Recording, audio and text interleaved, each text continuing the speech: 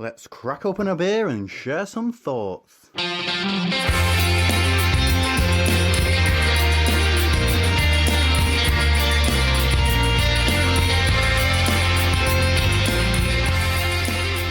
Welcome to Hopinions, and we're by the seaside. We are, but it's not very seaside weather, is it, Steve? It's not. Oh, it's absolutely belting it down outside, isn't it? It's a pretty dreary, dark, wet Monday night. Yep, but we're in a lovely, warm, cosy tap room here at Leigh-on-Sea Brewery. And we're not alone. We're joined by Ian. Welcome to Opinions, Ian. Thank you very much, and thanks for coming here. Now, you're co-owner or sole owner of Leigh-on-Sea? I'm one of the co-founders, I'd say, because there's actually about half a dozen people involved in the sort of shareholding.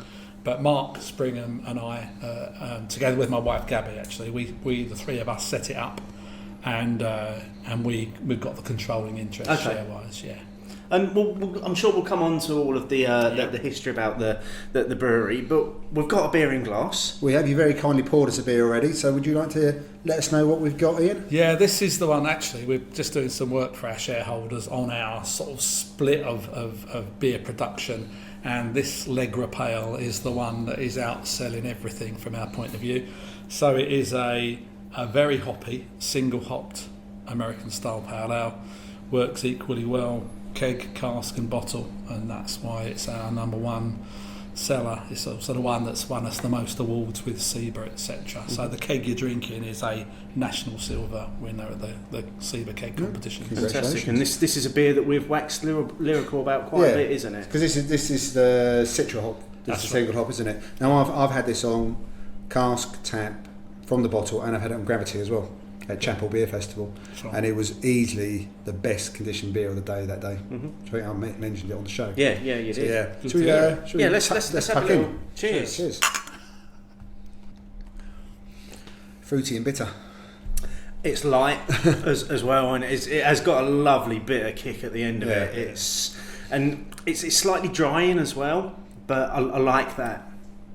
Yeah, it's all that very expensive Citra.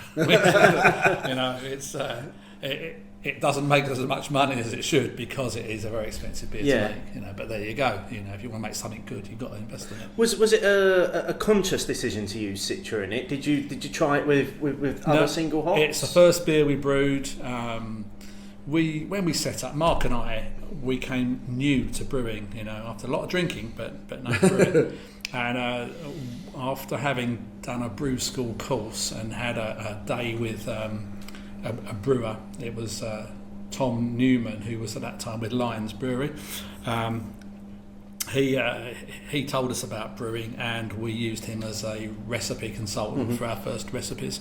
And he put that much Citra in the recipe, and then we saw the price, and he said, just go with it. And so it has helped to establish us, so we don't regret that. I was going to ask that. So I suppose if you're looking at it from a business point of view as you are right now, perhaps it's not making you as much, but it's your flagship beer? Absolutely. Gets our name out there. And you look at the breakdown in terms of the other beers we sell. Well, one of the things we have done, though, is to brew another golden beer alongside it at the same strength, just to give to get that. I know we're going to talk about premiumisation of cask, but actually later on. But that's one of the things it does. It says, look, you can have a beer like this and a beer like that, and they're both 3.8%, but they don't taste the same and they don't cost the same to make. And you have to make publicans particularly understand that, because so many of them are hung up on the old ABV pricing. I think it's because we are. But I think we can get into that in a bit more anyway. But I think it's the two seem to often go hand in hand. The lower the ABV, the lower the price. Yeah. And is the Citra hop, is it expensive because it's so difficult to get hold of? I mean, is it difficult to get hold of because I imagine there are one or two breweries that have got quite the contract. It is a few futures contracts. It is difficult to get hold of, but that's a bit cyclical because as the market catches up with demand for it. But when there's some big breweries fighting over Citra, then we have had. It's the only hop contract we've ever entered into just because of that threat. We can't afford not to be able to get it. Yeah, the beer would change. If you've got a single hop beer, change the hop. Yeah, it's a different beer. It's a different beer. Absolutely. And in 2 years' time, 2 years, you've definitely made that your one. I was so impressed to see it at Southend Airport in bottles. Yeah, That was definitely a find. Yeah, we're working on them getting it on keg. That'd be great for us because Well, it'd be great for me. bottles get hidden away a bit. Always thinking about you. Out of the three of us, who goes through Southend Airport the most? Probably you, yeah. Right, there we go. Yeah. I'm going to take that one. I'll do my best to get the throughput going if that helps. Thank you. Yeah. So, Ian, tell us a little bit about the journey. I mean, you mentioned it briefly there in your introduction in terms of, you've recently done a brewing course and you've had to kind of learn it from the ground up. Yes. The brewery, you've only been around since the beginning of 2017? That's right. When you was yeah, first well, in fact, the first brew didn't roll out until August 2017. So it's just a few weeks ago we had our second anniversary of brewing. I mean, we were around for a few months before that, but that's how recent it is, and it's just something Mark and I really started on a whim. We it just things fell into place. I took early retirement from local government, where I've been working for nearly 40 years. We, together with our wives and a few other people, we went out on a pub crawl Christmas 2016, did all the pubs in Leigh, and by the last one we were saying we should have a brewery, we'd definitely be able to do it. At the time Mark was working, he went back to work on the 7th of January or whatever it was and was made redundant that day, and we both took that as a sign that it was meant to be. So from that point on, we booked our running a microbrewery course in March of that year. I wrote a business plan in about 10 days, and we started to set up something which is quite substantial. We were looking initially at maybe 3, 4, 5 barrel brewery, but after the course we thought, you want to do it properly, you've got to double the size of it.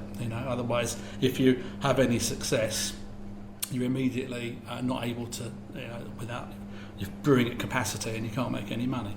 So 10 barrel, 1,600 litres a time, and it took us a little while to put that together.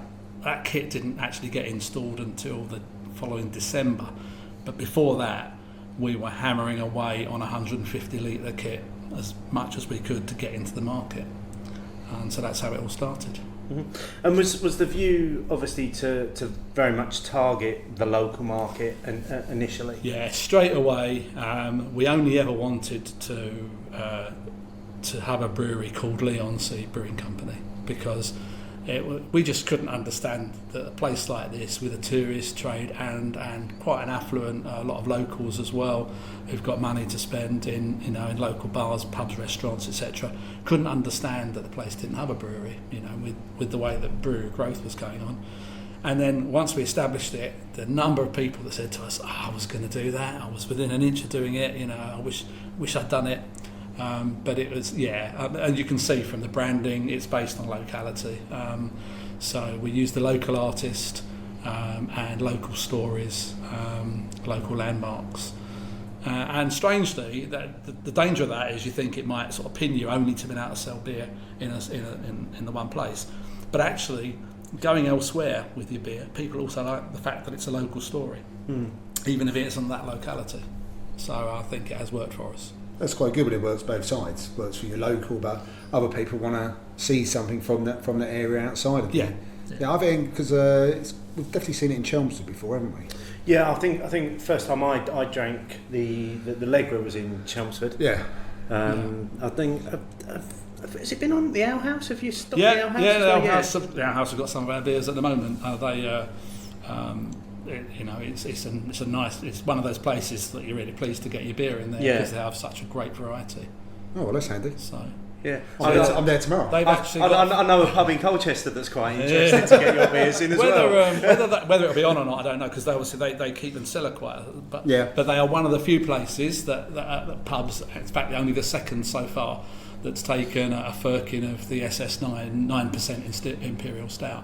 No, fair enough. Well, there's enough people who go in there who probably express an interest in trying it, to be honest. Yeah. And that's what you need when someone takes that on, don't you? Absolutely. It's generally a beer festival beer, but there's the local pub, the Mayflower, which has had about 5 firkins this year, which is fantastic. The SS9? Of SS9. Really? Yeah. Wow. I mean, that is impressive. Yeah. For a 9% stout. Yeah. But I know certainly the cellar man does his bit with. As he always tells me, he says, "Well, I've had most of it," but I'm sure that's not true. But yeah, it is one of those beers that people like to try, and long may it continue. Yeah.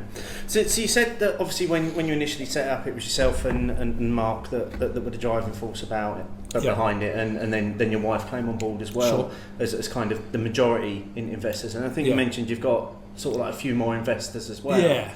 Was that a case of was that people you knew, friends, Absolutely. family, that sort of thing?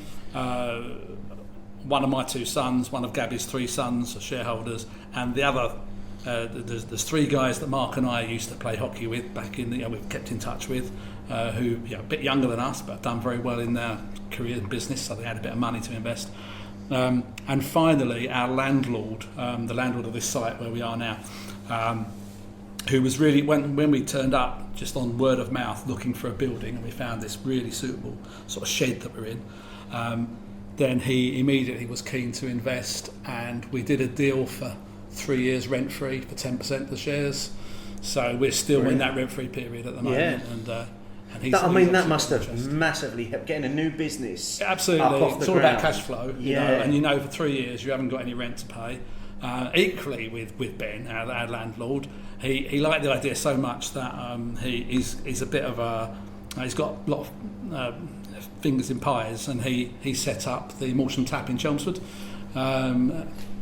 Subsequently, so again a customer, a craft beer customer straight off as well. Yeah, as well as being. I was going to say that's the other place where I've always seen your beers on, and I've always kind of wondered if there was a connection there, because for a very small brewery, Chelmsford's quite a distance. Yeah. To have your beers on regularly in a bar in Chelmsford. Yeah. So Chelmsford for us is our house, Morton Tap, and also a centre for Gray & Sons, and so the wholesaler or a pub owner that take their beers regularly as well. So that's a regular trip. And we're delivering to the Golden Fleece as well tomorrow, so Chelmsford's picking up. Okay, the Golden Fleece is just down Duke Street from the Ale House, isn't it? Nice little bit there. You could go in three or four pubs and have... Drink all the Leigh-on-Sea beer. Yeah. So your investors, are they kind of silent investors? Do they have any say in what you're brewing? That sort of thing. They're guys who've sort of made their own way, and they're used to. They give us advice and share their experience of their industries and how that applies to brewing. But in no sense do they try to manage us or manage the brewery. They sort of take pretty much what we say, challenge us, but not direct us really. Right, so they're not picking the team then? No, they're not picking the team. That's what you want to hear. Yeah. They're not picking the team. No. But if they have things that they want us to do, then we try to follow suit. Because they're punters as well. That's right. And for example, they're keen for us to get into canning, and it's something we've sort of failed to find the time to do so far. But we're looking at it very seriously. I think it's probably fair to say that your branding does very much lend itself to can artwork. I can picture some of those labels, especially doing the wrap around the can. Yeah, no, it makes sense. Because the art is very nice. It's just the mechanics of it, really. It's a small brewery, 2 years. You've done a lot already. Yeah. It's just trying to keep up with it, isn't it? Absolutely. So let's just talk about some of the beer styles for a minute, because you've actually got quite a range that ticks a lot of different boxes. So you've got beers that you would probably say would tick the kind of more traditional market. So you've got bitters, you've got golden ales, you've got beers that tick the craft market as well. So you've got obviously what we're drinking now, the Legra. You've got some American inspired IPAs. Sitting here looking at a Bohemian Pilsner and a Rhubarb Saison as well, so you're pushing the boundaries there, and then you've got your bigger stuff, like say you've got the SS9, the Imperial Stout. You've recently done an espresso version of that as well, haven't you? Yeah. Where do you look, and how do you plan your brew schedule around what you're doing? Well, it does get difficult. The more every line you add is another layer of complication. Especially when, as we do, we pack everything into cask and keg and bottle. So all of a sudden you've got 10 beers, that's 30 lines, and that's difficult to keep pace with in terms of replenishing supplies, because beer, you don't brew it today and it's ready tomorrow. It's about a month before it's ready to drink. So that is complicated, and it's driven by the fact that drinkers want something new all the time, particularly craft beer drinkers, experimental drinkers. So you have to keep developing. We never ever wanted to be brewers of 8 different sorts of brown beer. That was. But having said that, we are also getting on a bit. I'm 60 and Mark's not far behind me, and we are traditional drinkers as well as drinkers of modern beer. So we want a best bitter. We want to brew something for Christmas, like a strong Christmas winter warmer type beer. But equally, when we go out to drink, we're interested in a goes or a saison or a sour or something. Not necessarily to love it, but to the interest, the newness of it, and see what the different things that people are doing. So we do want that breadth. Now it's challenging in terms of finding the right place in the market, because sometimes people will see your traditional beers and think, oh, they brew brown beer, we're not interested, or it can work the other way round as well. You can actually put off traditionalists who think, oh, you're into just craft and nothing else. But it may be that we'll get to a point where we have to sort of jump one way or the other. But at the moment, I'd rather keep it open, and just be interested and try and cover the range of beer styles rather than just a single area. Well, I mean, just to add a couple of ones I've tried from you. You did a Brut IPA during the summer for the 2-year tap takeover that I went to. Yeah. There was a Rhubarb Saison as well, and a New England IPA. And they were all on the one evening. That's covering all of the bases. Especially the bases at the moment, which people are very interested in. Yeah. So what's enabled us to do that in some ways is, say we ordered this 10-barrel brew kit back in the spring of 2017, and naively thought that, well, by the summer we'll be up and cracking away on that. And then we were told, oh no, December, it takes 6 months, I've got a waiting list.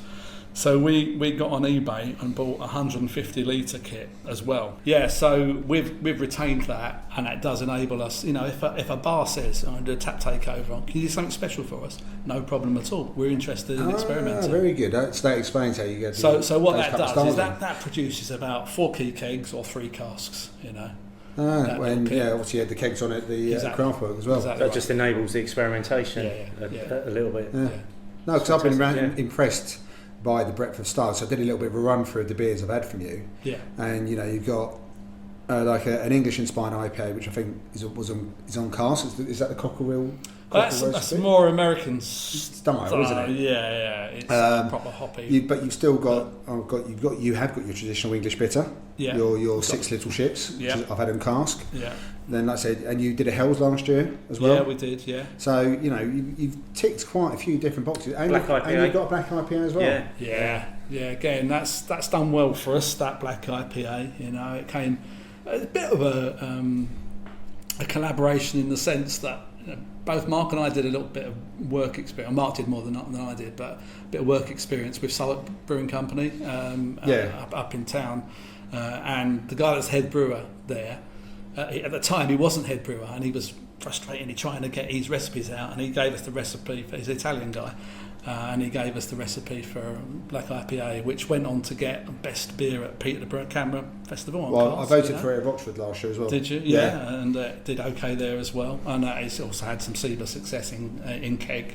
So it's it's done well for us, and it is. I love a black IPA because it does play with the senses a bit. I'm a massive fan of black IPAs as well. But black IPA done right, I think it's a wonderful beer. Yeah, straddles both things really well. Yeah, sure. I think it's fair to say that in the first 2 years you've really hit the ground running, and I think what this evening's going to give us the opportunity to do is to try some of the different beers that you've been speaking about there, but also to have your input on the rest of the show as well. And we're dip in and out with some other questions. Got some questions from listeners as well, which we always like to share. But we are at the end of the Legra Pale Ale. We are.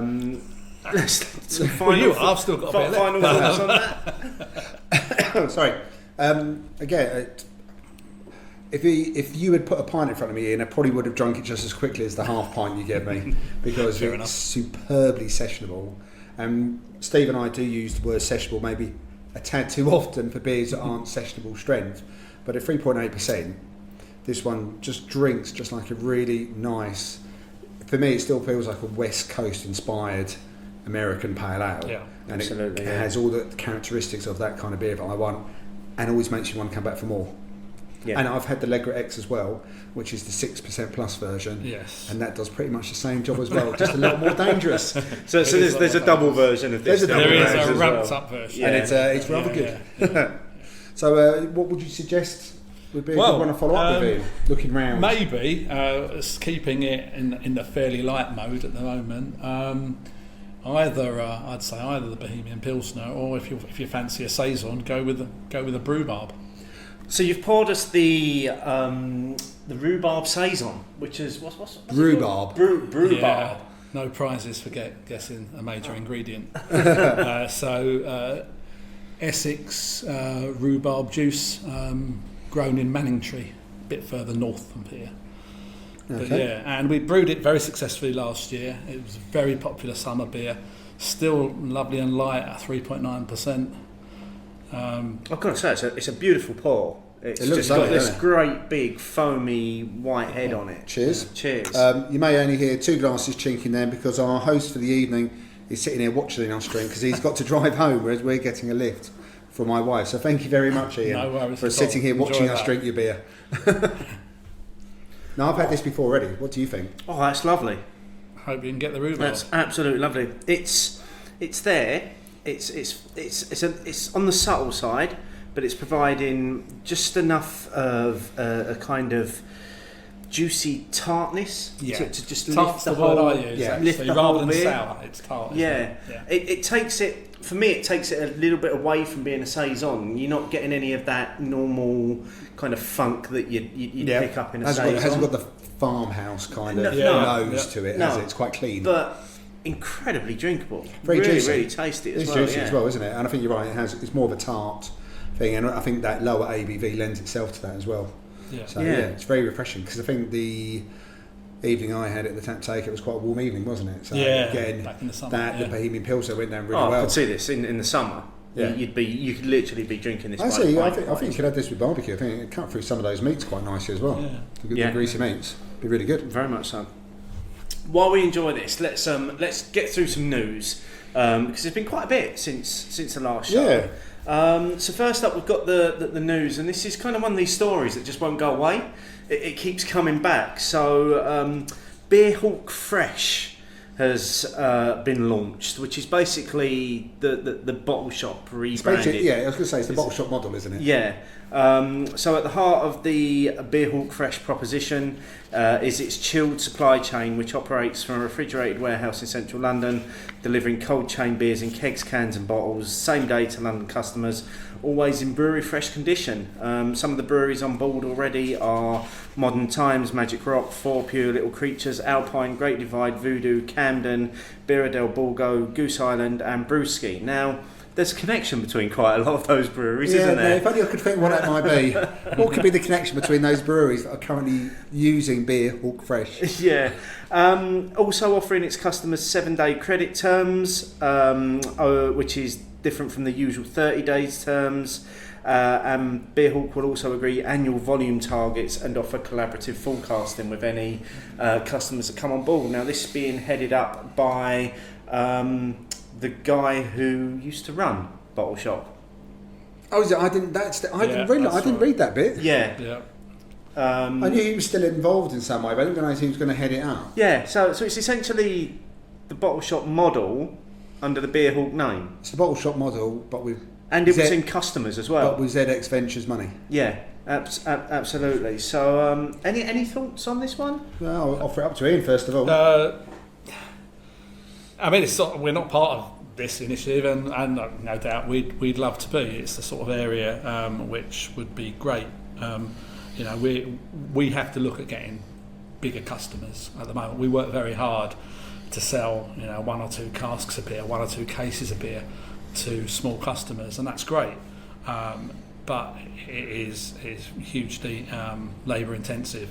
So this sort of operation, I know the bit about the background of it, and there's some understandable scepticism from when you raise a business out of the ashes of a previous one, especially when the guy in the new one is the same as the guy who was in the old one.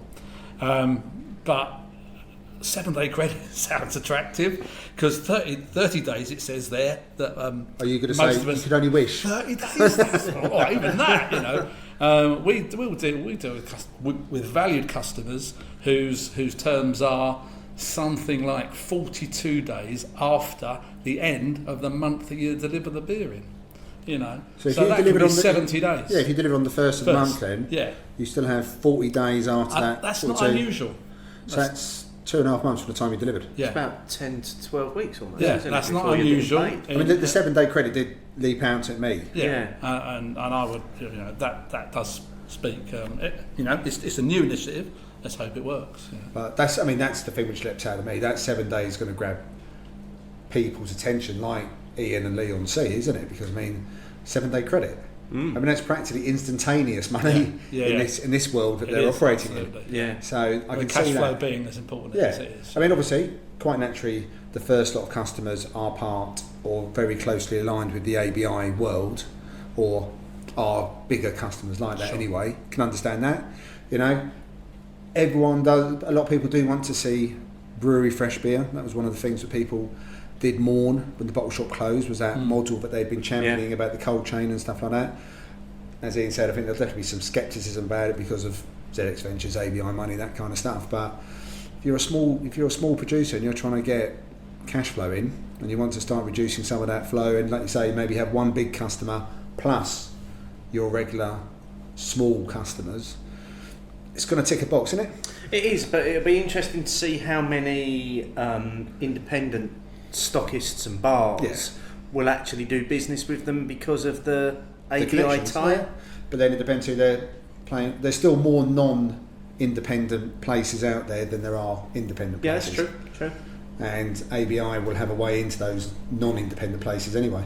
So if you're trying to crack the non-independent places, and for what some of these ones it will be, because they've all had big buyouts, haven't they? Yeah. So I think it's a model which a lot of people never said the model for Bottle Shop was bad. It was just maybe executed poorly. So that model has now got proper financial backing and proper business behind it. I reckon it's watch this space, isn't it? I reckon it's definitely watch this space. Be interested to see how it goes. Yeah. Next up, we've got some news from Seba, who have been working with the people behind the Michelin stars to give their chefs a taste for independent craft beer. So there's an event happening shortly where Seba have been working with Michelin star. The event's called Michelin Star Revelation, and it's going to be running in October. And they've been invited by Michelin to pour 25 different craft beers to the 500 or so chefs and restaurant representatives that will be gathered at the event. And it's the event where they give out the Michelin stars for 2020. Now, Melissa Cole's been involved in selecting the beers. Obviously, Melissa's got quite a background in food. Yeah, as well. And the beer list is quite impressive. Actually, there's a few that I just that I want to pick out. So, first of all, you've got Harvestoon Shallion, which is a cracking lager, but it's the unfiltered version, and I think it comes in 750ml bottles as well. This version, so very much similar to how you presenting wine. You've got Lab Culture, who recently featured on Beers Without Frontiers podcast. These are the guys that have got the vertical farm. The indoor vertical farm, isn't it? They've got a beer called Lime All Yours Basil, which is a basil and lime saison. I've got to say, that's not one I'd be rushing. Yeah, you're not going to leap on that one. No. But again, for foodies. There's a couple from Burning Sky. One called This Land, which is a mixed fermentation saison, and the other one they've got their cuvee pouring as well, which is actually being poured for the chefs upon entry to the event rather than champagne. Makes sense. So Melissa Cole did something similar to that when we had her in for do one of my beer tastings at work. She had a lager as the reception drink, similar sort of principle. Wild Beer Ninkasi, again 750 wax seal. Big bottle. Siren have got one in there. The Colonel have got their Bière de Saison Damson. Thornbridge have got their barrel aged gooseberry sour, The Heart Desires. Have you seen the local beer there? Yeah, I'm getting to it. More locally, Brentwood have got Van Canor, which is a champagne ale. Yes, I think we've tried, haven't we? I think we had it because Brent would have been along to the bottle share a couple of times, but also Justin, friend of the show, Ham, 1970s boy, actually cracked open a bottle yesterday. Yes, yeah, and said 5 years old. Said it wasn't hadn't been tasting any better than it does right now after 5 years in the bottle. Fantastic. That's brilliant. There are some great beers there. I mean, a couple of regionally local ones for us. Leigh-on-Sea Audit Ale, one of my favourite beers, and barley wine. And it's great on cask, and Green Jack's Baltic Trader Imperial Stout as well. And we'd love to. We didn't enter the fray here, and who knows if we'd have been successful if we did, because we hadn't really got the thing to enter, other than the thing we'll talk about later, our SS9. But they were looking for the big sharing bottles, and it's a great initiative from Seaber. I've got a Seaber hat as well, as you know. So I think this is a brilliant thing that Seaber are doing here. Really can catch the imagination. And wouldn't it be great to have a mixed 2 cases of one of each of those beers? It's a cracking incredible selection. And but I do like the way the ones they've got. It's all the presentation of the beers as well. Yeah. Goes along with the presentation of the food. They're bound to be hopefully getting some really nice glassware, presumably for the Curve. They'll be using champagne glasses. They'll really be trying to showcase it. I think it's a great initiative. Well, because beer still suffers, doesn't it, in high-end restaurants from almost any restaurant. The way it's presented in bottles, and especially now with cans as well. Now, let's be honest, nobody wants to be opening a can at a table in a restaurant, do they? It's same cachet, is it? Yeah, it's all about that presentation, isn't it? And like we said, a lot of those beers are 750ml bottles, so that they're going to look like a wine bottle. Yeah, there's going to be many a fingers cut trying to get those wax seals off those bottles. But yeah, no, that's great news, and all we can hope is that event is successful in doing what it sets out to do, and we see more of these restaurants taking on. Yeah, and hopefully that also then trickles down to non-Michelins, because there's plenty of good restaurants which are not Michelin style restaurants, which still, you look at the beer list and it will be the same tired macro list, and you can almost in your head start to picture the names of the beers they're going to offer you, and it'll be, no, okay, I will have the wine instead. Yeah. Next up, we've got news from the Pullman Group. They released the 6th edition of their Code of Practice on the 23rd of September, and this had some quite substantial changes to it in terms of what they're now kind of monitoring, I suppose, in terms of their remit. So basically, the main one was that a drink's name, packaging and any promotional material or activity should not cause serious or widespread offence. The rule sets out that the procedures need to be careful when referencing race, religion, gender, sexual orientation, disability and age on packaging or promotional material. Now this is something that's been a while coming, isn't it? We knew this was coming. Yeah. But it was a case of when was this is them firming it up, really, yes, isn't it?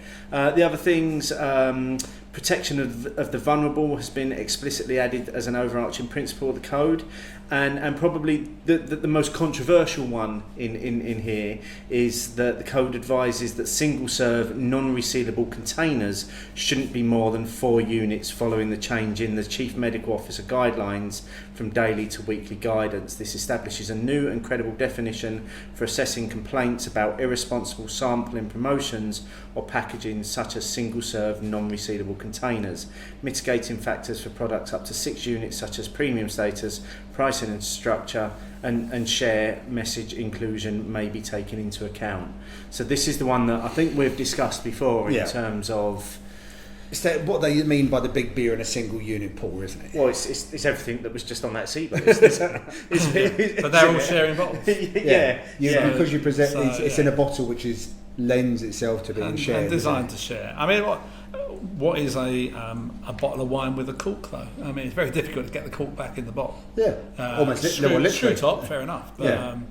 But it's one rule for beer and other rules for other. And I think the test will come if someone is seen to fall foul of it. Yeah, that's what we'll find out. Again, will it be one of these things where somebody looks for an opportunity to take a successful brewery to task because they haven't met the guideline. Or someone's been an arse. I mean, That's what I was trying to say, mate. Look at Or some brewery looks to be taken in that way Yeah. because they like it like that, and there are breweries around like that as well. there are who will use it. No publicity is bad publicity. Absolutely. But then the reason why Spoons stopped serving resin was one person got too drunk on it and hadn't realised it was 9%, and that's why they now sell the low res. So the rest of us had to suffer because of one idiot. Yeah, because they didn't know what they were doing. Yeah. While we're on units of beer, news from Scotland that the introduction of minimum pricing per unit in Scotland has cut drinking by almost half a pint a week. So since May 2018, the price of alcohol in Scotland has had to be at least 50p per unit. And as a result, there was a study done by the British Medical Journal to look at how much was being bought in shops before and after the move up until the end of 2018. So it found that the minimum amount purchased per person per week fell by 1.2 units, the equivalent of just over half a pint of beer or a measure of spirits. However, overall Scots are still buying more than 14 units a week, the recommended limit after the introduction of new drinking laws. Now, it's interesting that this research was only done on home drinking and the off-trade, so this didn't include pubs, bars and restaurants. But I suppose most pubs, bars and restaurants are probably already above the 50p a unit, wouldn't they? Well, easily, yeah. Apart from Spoons. Yeah, apart from the aforementioned Spoons. Yeah. Take Spoons out of the equation. Most Even places, they probably are, but I've Most done a places. calculation. Yeah, but most places would be over it anyway. Yeah. So Scotland were the first country in the world to introduce minimum pricing based on the strength of alcoholic drinks, and research findings have led to calls for the policy to be adopted across the UK. Wales is looking to introduce minimum pricing in 2020, but neither England nor Northern Ireland currently have plans to set a limit. So, I mean, I know this is one that, again, SEBA have been quite vocal over in terms of the minimum pricing of units being enforced across the entire UK. Mm-hmm. But if you produce, I think the argument from an artisan brewer is that if you produce quality alcohol, quality beer, then you're not going to be able to knock it out at the low prices anyway. So what all this should do from a business point of view and a health point of view is to take some of the awful cheap stuff off the market, really. So and in that way you could argue that the level could be even higher, appreciably. But so it doesn't have a particular impact for us. I wouldn't have a particular impact for us, other than it would take some of the 12 cans of Carlin for £7 or whatever, out of the equation. I always find it weird though that as part of the same essentially the same country still, we have different laws. Yeah, I find it's almost like they road test it somewhere. There is see a lot what of that happens. going on. My own personal feeling is that I think you'd have the supermarkets in England would be lobbying hard with their respective MPs and various other bodies for it not to happen. I'd agree on that. Because this is where it's almost targeted at, isn't it? Because even traditional off licenses and then bottle shops will already be selling it above that price anyway. So it's really only at supermarkets, isn't it? Take away the odd special offer you might get somewhere. Yeah. It's like you say, the slabs, the barbecue beers. Mm-hmm. When the football's on, you can buy 2 cases for £15. It's those offers, isn't it? Yeah. Supermarkets are going to say no, and there is always going to be an element of there are some people who can probably only afford that at that price as well. So got to always remember that. It's an interesting one. But it's just an odd one, but it's different in one other part of the UK. Before we come on to the final news story, let's get some final thoughts on this beer, because it's both chugging it. It's rapidly disappearing from our glasses. So this is the Brhubarb. The Brhubarb Saison. Brhubarb Saison. And again, although the beer itself may not suit the weather outside of our cosy little shed in here, shed is probably doing it a bit of disservice, by the way, but I know it's how you described it earlier, Ian. I don't know if I've got much more to add. I mean, it doesn't have any sort of particularly strong, lingering finish at the end, but it's nice and clean. It's got a nice little bit of a sharp sourness. It's nice and light. Whether I would say it was under 4%, I don't know, because it has got quite a nice fruit and tart element. I might picture it a bit higher than it is. But again, very refreshing. And what I do find about your beers, not just saying you're sitting, is there's certainly a drinkability about them. Oh, There's absolutely. a drinkability that you want to come back and have some. One more of them. the things we've done differently this year with this beer is to put it in cask as well, and it is a different beer. It's fuller in the mouth, softens it right It softens up it, as exactly well, right. yeah. So it featured in the Great British Beer Festival actually on cask, and it will also be in October in Norwich as well. November in Rochford. I'm not sure. I can't remember what they've all done. Again, but yeah. What is But this it's, with you just worrying about you tonight? I don't know what's come out. I've gone all Steve. So I love the differences that keg and cask do. That they present things something slightly different. Have two different beers, and this works really well in cask. I can picture that. I can absolutely picture that. I can picture that. Well in I think just while we're sipping this last bit, you've referenced Sebra a couple of times. Yeah. What's your involvement with Sebra? Fairly recently, I took the perhaps foolhardy decision to stand as a regional director for the Eastern region, which, given I'm only sort of 2 years into a brewing career, may seem trying to run before I can walk, but I took the view that you can have a valuable perspective for being new in some ways. Obviously there's a lot of people in SEBA that know an awful lot more than me because they've been doing it a lot longer. But I also coming to brewing really late. I haven't got a 40-year career in me in that, so I wanted to have a pitch at the highest level I could in terms of influence and sort of conversation and learning, really. And so I've only done one national meeting so far, and a couple of regional ones, but it's very interesting, and I was very gratified to actually stood for election and was elected, not just no one to compete with. So I'm pleased to see what SEBA can do for brewers. It's in some ways can be a misunderstood organisation. I think that some of the initiatives that they followed, I would say myself, haven't been the best judged. I think that I would say, if I'm being critical, they are conflicted a bit because they depend on income from their own sort of wholesale arm, and that can mean that they've got an interest in actually competing cheaply with other sort of beer wholesalers, and that doesn't necessarily do the best favour for the brewers.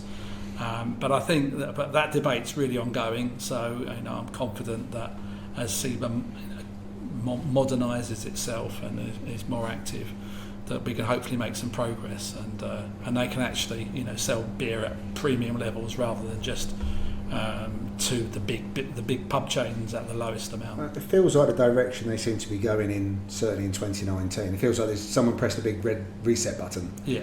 And some of those things you were talking about, they've sort of ditched some of the stuff they were getting involved in. Yeah. They seem to have a renewed focus on independence, smaller, come together, let's do this, let's go on this journey together. It definitely feels like there's been a step forward, not dissimilar to what Canberra have been trying to do, and I think they've all seen a maybe new way of doing things and some new blood. And new blood doesn't have to be young or old. New blood is, like say, someone coming in from a completely different background can have a new perspective, and if you get a few more of these people joining as well at different levels, it will change direction. Yeah, there are some brewers that I really respect who criticise SEBA and aren't members of SEBA, and I understand why. But for me, those people have got they've got really good and useful perspective, and it'd be great to have them inside making those arguments rather than making them from the outside. And that's what we've decided to do, to try and do. No, good luck. Before we get into the last news story, I know we've said that a couple of times now, but Ian has just magically refilled our glasses again with more beer. Ian, what have we got this time? You have this year's Leigh-on-Sea lager, which is we call Bohemian Pilsner. So I'm not particularly a lager drinker actually, but I like this. But the thing about lager for us is it takes a long time to make. So we churn a beer out in 7 to 10 days, and this one took 40, I think, in the mixture of fermenting vessel and conditioning tank. It's brewed as a collaboration with Stubborn Mule Brewery from Altrincham. Seems like a long way away. It does. But Ed from Stubborn Mule was, although new to brewing himself at the time, was one of the lecturers on our brew school brewing microbrewery course. And he was inspirational in showing how you could open your own brewery, even when lots of things went wrong, and he'd had a very difficult introduction into brewing. He's quite young, he's not, I don't think he's 40 yet, but had worked in, I hope I got this right, I think he worked for the Bank of New York, and so he had a completely different career, but really wanted to be a brewer, and established himself up in Altrincham there. So we invited him down, and he came down here, and Mark and he worked on the recipe. So it's a dry hop lager, dry hop with SARS, and hopefully you'll find it nice and refreshing. Well, let's find out. Cheers. Now, what I like about that Pils, because I'm not a fan of the breadiness of some Pils sometimes, that overt breadiness, maltiness on the nose, and then that runs through the taste. This hasn't got any of that. No. Nice and dry, clean and crisp. Hints of the dry hopping coming through as well with the fruity notes. Mm-hmm. And again, a bit like the saison, sort of doesn't cut off quite as sharply at the end. There's still that dryness running through, but just enough to go, you should probably sip some more. I'm getting quite a grassy, kind of straw-like finish on the end that's kind of lending itself to that. It then goes into that dryness, and then there's this lovely underlying bitterness that just sits there at the end as well. And again, that is literally saying, have a little bit more. Drinkability again. Yeah. Come back in. You were saying while you were pouring it for us, Ian, off air, but this is the only of all the keg beers that you do, of which you've got quite a decent range these days. Yes. This is the only one that you force carbonate. Is that a conscious effort choice because it's a Pilsner? Yeah, it is really. It means, from our point of view, nail the carbonation exactly right, and without leaving it to the vagaries of what happens when you keg condition. And also, the beauty of it, I find, is that it's been so long in the making. At least you can sell it and drink it on the day that it comes out, without having to wait for the conditioning keg. It's our one non-camera definition real ale beer, our lager. Well, it therefore is the perfect drink to finish off the news with, because we're talking about the cask report. Which was released in the last week or so. #irony. Listeners will be aware every year that the cask report is released, and basically what it does is it gives an overview of the state of cask beer in the UK, but basically, doesn't it? And makes some recommendations. So this is the one that Pete Brown has presented in the past, isn't it? It's been I think Pete's always involved in it somehow. So this year's report has stated that there's more breweries in Britain than there have been for decades. There's around 2,300 breweries now in the UK that supply over 50,000 pubs, bars and hotels and restaurants, with cask beers making over 10,000 different beers available each year. However, there is an ongoing decline in on-trade beer consumption. 14 pubs a week are closing, and the average number of cask brands on the bar has reduced from 4.4 to 2.8 in 2 years. And this means that competition for space on the bar is intense. 70% of cask drinkers have at some point been served an off pint, which deters them from going back to the pub and puts them off of that brand. As part of the research that went into the report, drinkers were presented with cask beers at different temperatures to try. A resounding 95% thought the temperature of those served at the industry recommended 11 degrees to 13 degrees was just right. Yet in July this year, nearly half of the pubs without cask mark accreditation were serving cask ales at over 14 degrees, which is frankly unacceptable, say the people behind the cask report. It then goes on to say that premiumisation in terms of quality, strength and price, offers significant potential to the industry. And this is where the cask fight back begins. So breaking those three things down, firstly, quality, premiumisation. Quality is a concerted effort to get the range right and to serve each and every pint in top-notch condition at the right temperature, which will help pubs to keep existing customers and to attract new faces through the doors. Premiumisation strength looks at the sales of premium strength cask beers between 4.2% and 7.5% ABV actually grew in the last 4 months of the year versus the same period last year. Licensees should be looking to include them in their range, particularly for evening and weekend sessions where they're most popular. And then finally, premiumisation price. According to the research, 59% of drinkers think that casks should be more expensive than mainstream lager. Finally saying that perhaps the most perplexing thing is the price difference between craft keg beers and cask beers. Drinkers are paying on average an extra £1.50 a pint for a craft keg than they are for cask. Given all that goes into creating a great pint of cask ale, it's strange that there is so little equivalence. Final comment here is from Paul Nunney of Cask Mark, who says, if you can't get the quality right, please don't stock cask beer.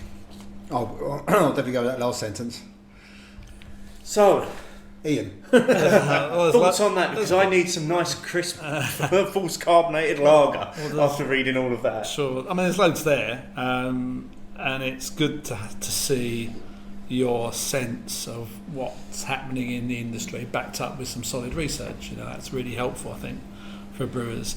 And I do think that to try and establish cask as a premium product is where it's at. That's what we need to try and do. And one of the enemies of that is pubs not keeping it properly and people making judgments on your beer as a consequence. And we've suffered from that. Most of the pubs around here actually have good cellars and move the beer through reasonably quickly, and that's great. But there are some. I mean, we've been to places where we've sold someone one cask of beer, and they've had it on 1 week, and they've had it on 3 or 4 weeks later. You know, and it's unsurprising that people go, "Your beer isn't very good." Oh, that's disgusting. Yeah. So, and there's very little you can. You know, you're constant, like they say, competition. There's a load of competition on the bar. You want to sell to as many people as you can, but actually, you have to make a judgment. And if they're going to keep it like that, best not let them have any. Really. Definitely. Because they're only going to the pub rarely gets blamed. No, exactly. For whatever reason, the pub rarely gets blamed, especially the pubs which have a shifting rotation of beers. Yeah. Because one time they may just get it right, yeah, and that beer tastes really good. Yeah. Next time they get it a bit wrong, but it's a different beer. So it can't be that. It can't be them. Because the last time I had a beer, it was good. So I'm surprised only 70% of people have had an off pint. Because I mean, I'd be very surprised. I'm sure everyone's had an off pint, unless they only go to. Well, it's got to be 70% of the people that they surveyed, isn't it? Yeah. Or 70% of the people that perhaps know what they're talking about. Because, I mean, it's on a continuum quality of beer, isn't it? So there's the first day or two when it's absolutely tip top and it's fantastic, and then there's days 3, 4, 5, 6 where it's okay and you wouldn't send it back. And then after that, it becomes the point. And everyone's got their own judgment about where that point is. And you feel a bit of a fool if something's just off perfect and you go, but this isn't as good as I expect it to be. But you have to. And I don't drink it if it's not great, but I rarely take it back and say, unless it's absolutely wrong, absolutely vinegary, no condition, I then take it back because it's so obvious then. And the bar staff very often go, "Oh, isn't it supposed to be like that?" But I'll do it on a beer that I'm confident about. Yeah, so a beer that you know. Yeah. If there's a beer that I know, and I've had it in plenty of places, sure. Yeah. I'll take that back and go no, because I'm parting with my cash. Yeah, and it's not cheap. No. Even now. Yeah. Even at the non-premiumisation. That's right. Yeah. So what do you think about this? I mean, is it possible? I don't see why. I don't think it's impossible, and there are some brewers that have achieved it already, and good luck to them. I wouldn't say that we're one of them, but you drink, I don't know, Cloudwater, Arbor. Cloudwater was all which came into my head. Yeah. I mean, who enough people know that that's a premium product that they will go, oh yeah, and they don't necessarily, because in quotation marks, craft beer drinkers a drinking cask, and they don't bat an eyelid at it being a £5 a pint. Why would you bat an eyelid at it being a £5 a pint if you don't bat an eyelid at Peroni being £5 a pint? And people don't. Peroni £5 a pint, not in where I work. No, how much? It's some of the places near me work are over £6. Yeah, Peroni, easily. So why isn't cask beer kept brilliantly at that level? I don't understand it. It's a more complex, harder to keep, harder to make, shorter shelf life. And the only thing I disagree with here really is they're talking about premiumisation on strength grounds. I thought you might have something about that. Yeah, because that's not the only thing that makes it premium. And you've had Legra, and I've said for me that's our premium cask ale, but it's 3.8% because it's got a load of hops in it that cost a lot of money. So I think they're wrong to focus on strength. Yeah, I think that was disappointing. And also, if you're going to say 4.2 to 7.5, you might as well just say cask beer. Yeah, because you haven't actually left that much out, have you? Yeah. To be honest, at 4.2 up to 7.5, so just say cask beer. And premiumisation should not be relating directly to the ABV, because we know that if you do a small batch of a beer anyway versus a big batch, the chance it's cost you more to do your small batch, and you may have thrown a bit more at it as well, time, money, effort, hops, whatever it might be. So I have to admit, I thought that was an odd one for them to say, that one. Yeah. Well, let's get into some views, because we took premiumisation and thanks to the chaps at Rhythm and Brews, we posed it as this week's question. Opinions, opinions, opinions, opinions. Which was simply, can cask beer be premiumised? Now, I think we're going to start struggling with that word. We are. I reckon in a couple of beers' time, there's a good chance of it. But it was a simple yes or no. 354 votes. 60% of people said yes. 40% of people said no. So close-ish. Yeah. I wouldn't say it was a landslide victory for the yes movement there. Now, before we go any further, if anybody's wondering what premiumisation is, I've got a dictionary definition. Go for it. As well. So basically it's the action or process of attempting to make a brand or product appeal to consumers by emphasising its superior quality and exclusivity. Now, I don't think there's anybody that we know that either listens to the show or we know in person that would argue that cask can potentially be superior to keg beer. Agreed. So that definition in itself is lending itself to cask beer being premiumised. The big boys have been doing it for years. Stella, reassuringly expensive. Yeah. They've had it as a tagline. Yeah. They've actually told us they're charging us more. Mm-hmm. Peroni, as you say, ever since that appeared in the pubs in their fancy glasses, has always had a premium attached to it, hasn't it? Budweiser, king of beers. Yeah. And yet, you can buy that really cheap in a supermarket, but again, if you're out and about, not so cheap. Mm-hmm. So people have been premiumising. Can't say it now. Ding! There's the first one. but less in cask. There's been fewer examples in cask. Oh yeah. I think probably an example of something like Timothy Taylor Landlord, where I know that's an expensive beer for pub landlords to buy. Yeah.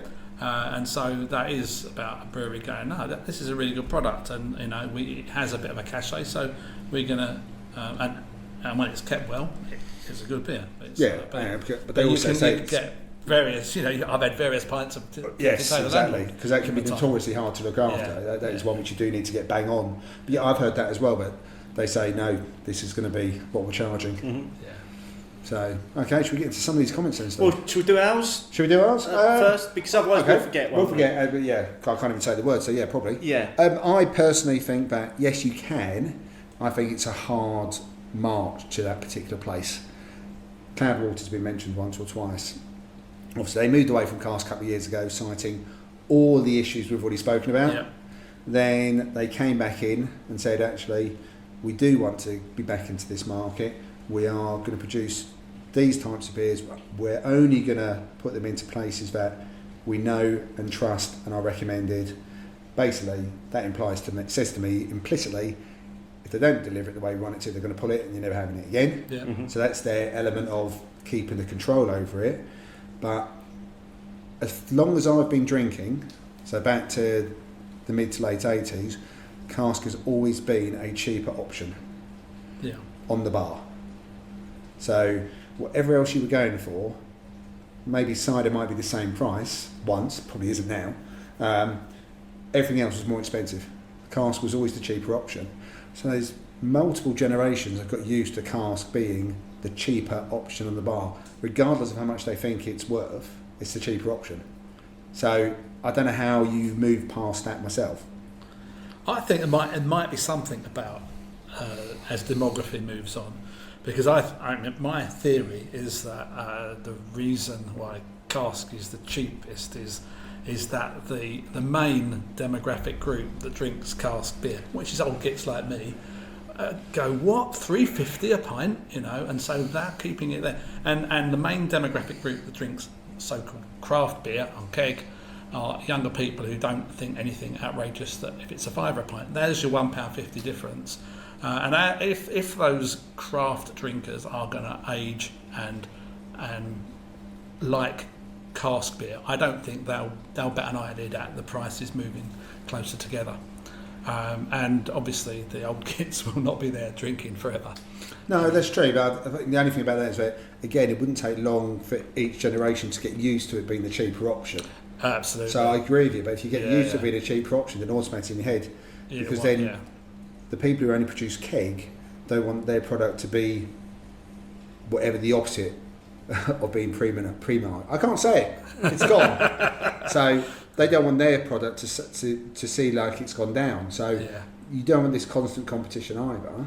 But I agree with you. I think the principle from what you're saying is correct. But again, you need to catch them pretty early in their drinking careers, so that they get used to those price points. It's about the venue as well, isn't it? So I mean, in your backstreet local pub, then yes, you're going to walk in there, you're going to see Doom Bar Green King IPA, Marston's Pedigree, London Pride. They're going to be there, and they're brewed at high volume, all those beers, and maybe that way you can get to meet that sort of price target if they want to keep it low. But if you go to the local places in Southend, the West Road Taps and Mile and a Thirds, where new drinkers go, and they don't expect to see it at those prices. They don't expect to see those beers that I mentioned. They expect to see different ones on cask, and they don't expect those cheap prices either. One of the places we've had more difficulties with are clubs that are keen on beer, where there is quite a discerning palate, and a lot of the people that go in the clubs, I mean, talking about sports clubs and working men's clubs, but they've nailed their colours to can't be more than £2.95 a pint. Well, that's really challenging for us. This came up on the recent Riverman Brews podcast that they did with Three Sods Brewery, who are based in the basement of a working men's club. Right. So they've got limited capacity in terms of what they can actually brew. So they've got a fairly small mash tun, which only allows them to get their beers up to a certain ABV. But that ABV suits the environment where essentially their beers are served from their tap, rather than the beers that go out into the market. But they're still saying, even with the fact that they're brewed in the basement, they're still struggling with quality ingredients. They're still struggling to sell them at a premium upstairs. Oh, it's ridiculous, isn't it? Yeah. So what's your thinking, Steve? I'm exactly the same point of view as you. I think it can be premiumised, but I think you've got a generation of drinkers that won't go over a certain threshold for cask beer in terms of what they're prepared to pay for it. They won't pay any more than $3.50 a pint for it. And I think until we start changing views and opinions and people's spending habits, that actually this cask beer has been produced of exactly the same ingredients as this keg beer. So, assuming when you produce Legra on cask and keg, it's exactly the same recipe. Beer, same goes from the same brew, goes into different. So why should the cask be any cheaper just because it's cask? It shouldn't be, because it's exactly the same ingredients. Absolutely. I'll tell that go back to spoons. I know there's a lot of us who maybe aren't fans of spoons, and maybe even less so these days. But it's the only, of all the taps they have on, it's the only one which always advertises the price. It's the cask taps. Yeah. Your $2.15 or $1.99 or whatever it might be. Nothing else on the front is advertised as price, whereas the cask is. So it's already telling you, as soon as you walk in the door, these are the cheapest alcoholic drinks we sell. Nothing else is cheaper alcohol-wise than these. Yeah. And it's advertising in front and centre. So you're already starting off with that as a low base. And Spoons have roughly about 900 outlets. So it's a hell of a lot of people who've already seen that price point for those beers. Yeah, but a lot of those people are the sort of people that are never going to pay a £5 a pint for Doombar. Does anyone ever pay £5 a pint for Doombar? I want to meet that person. You should never pay any money for Doombar, let's be honest. Let's see what some of our listeners thought. So John Porter at Pie and a Pint. The message from the cask report is really clear. Operators have to take cask out of pubs that can't sell it. Breweries have to stop selling cask to pubs that don't look after it, and we all have to be ready to pay more for it. Otherwise, it will be dead inside a decade. I was there. There were a lot of mixed messages. E.g. Seba saying that every pub can sell cask with the right support, which is bollocks. The stats in the report show that drinkers are exiting cask in large numbers because 1, quality is iffy, and 2, there are other options. And there are more options than there used to be. Yeah. You know, with if we want to use the phrase craft keg or modern keg beers, a lot of these places do have them as alternatives now, don't they? Yeah, and it's interesting that he's saying there that Seba seem to be working against it, almost against what's being said in the cask report, which is maybe something for us to bear in mind for our next show. Yes. As well. Matthew Curtis at Total Curtis. I think the important takeaway from me is that some cask should be premiumised. Consumers deserve a range of cask products at a range of fair prices. That also trickles down in the chain, so it is fair to retailer, distro, brewer, farmer, etc. So Matt there saying that maybe it's not something across the board, but like we've already cited a couple of times, Cloudwater as the example, saying we're going to do this, but you're going to pay for it. You're going to pay. You're going to pay the price that this is worth. It's just whether people understand the difference. Like you saying about Doombar's done in quantity, Pedigree's done in quantity, Green King IPA's done in quantity. So therefore, they can. We all know economies of scale lends itself to them being able to sell it to the retailers at a reduced price. Therefore, they can still make a margin but not charge as much. So if you say to the average punter, you have 3 of those on it. Let's just say £3 a pint for an easy bit of numbers, but Cloudwater, which is £5 a pint, I know exactly what I'd do. I'd spend the £2 more. Yeah. But it depends how many other people in that particular place will do the same. I'm just going to play devil's advocate there for a minute with you, because you mentioned obviously the 3 big brands that probably most people see regularly. Ghost Ship's produced in big quantity. Yep. Would you ever think twice about ordering Ghost Ship at a bar, and is there an upper limit that you would ever pay for Ghost Ship? Right, I barely think once when I see Ghost Ship. I just order it and then I find out the price. I don't. No one ever wants to feel ripped off, but if I would, also it depends on the type of place I am. But if Adams took that decision whereby they said that as far as they were concerned they'd never really been making the right amount of money off it for a quality product, I'd still pay for that. I mean, and to be honest, some of the Adams beers are sold in some of the Fuller's pubs near me at work. I'm not paying much less than a £5 anyway. So again, I'm used to paying a £5 in London. Yeah. There's the only reason why I shouldn't pay it elsewhere. Yeah. So I'm prepared to pay. It is trying to make it, within. You can compare like one manufacturer, Green King, and another manufacturer, Cloudwater. But for us, we face it as a single manufacturer of 2 different products that cost different amounts to make.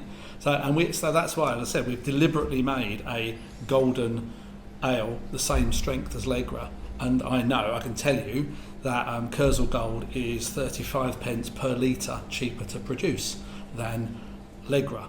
So Legra is our premium. This is 3.8%. Kurzel Gold's 3.9%. And if you just want half a dozen pints at a low price because you want to quench your thirst, Kurzel Gold's great beer.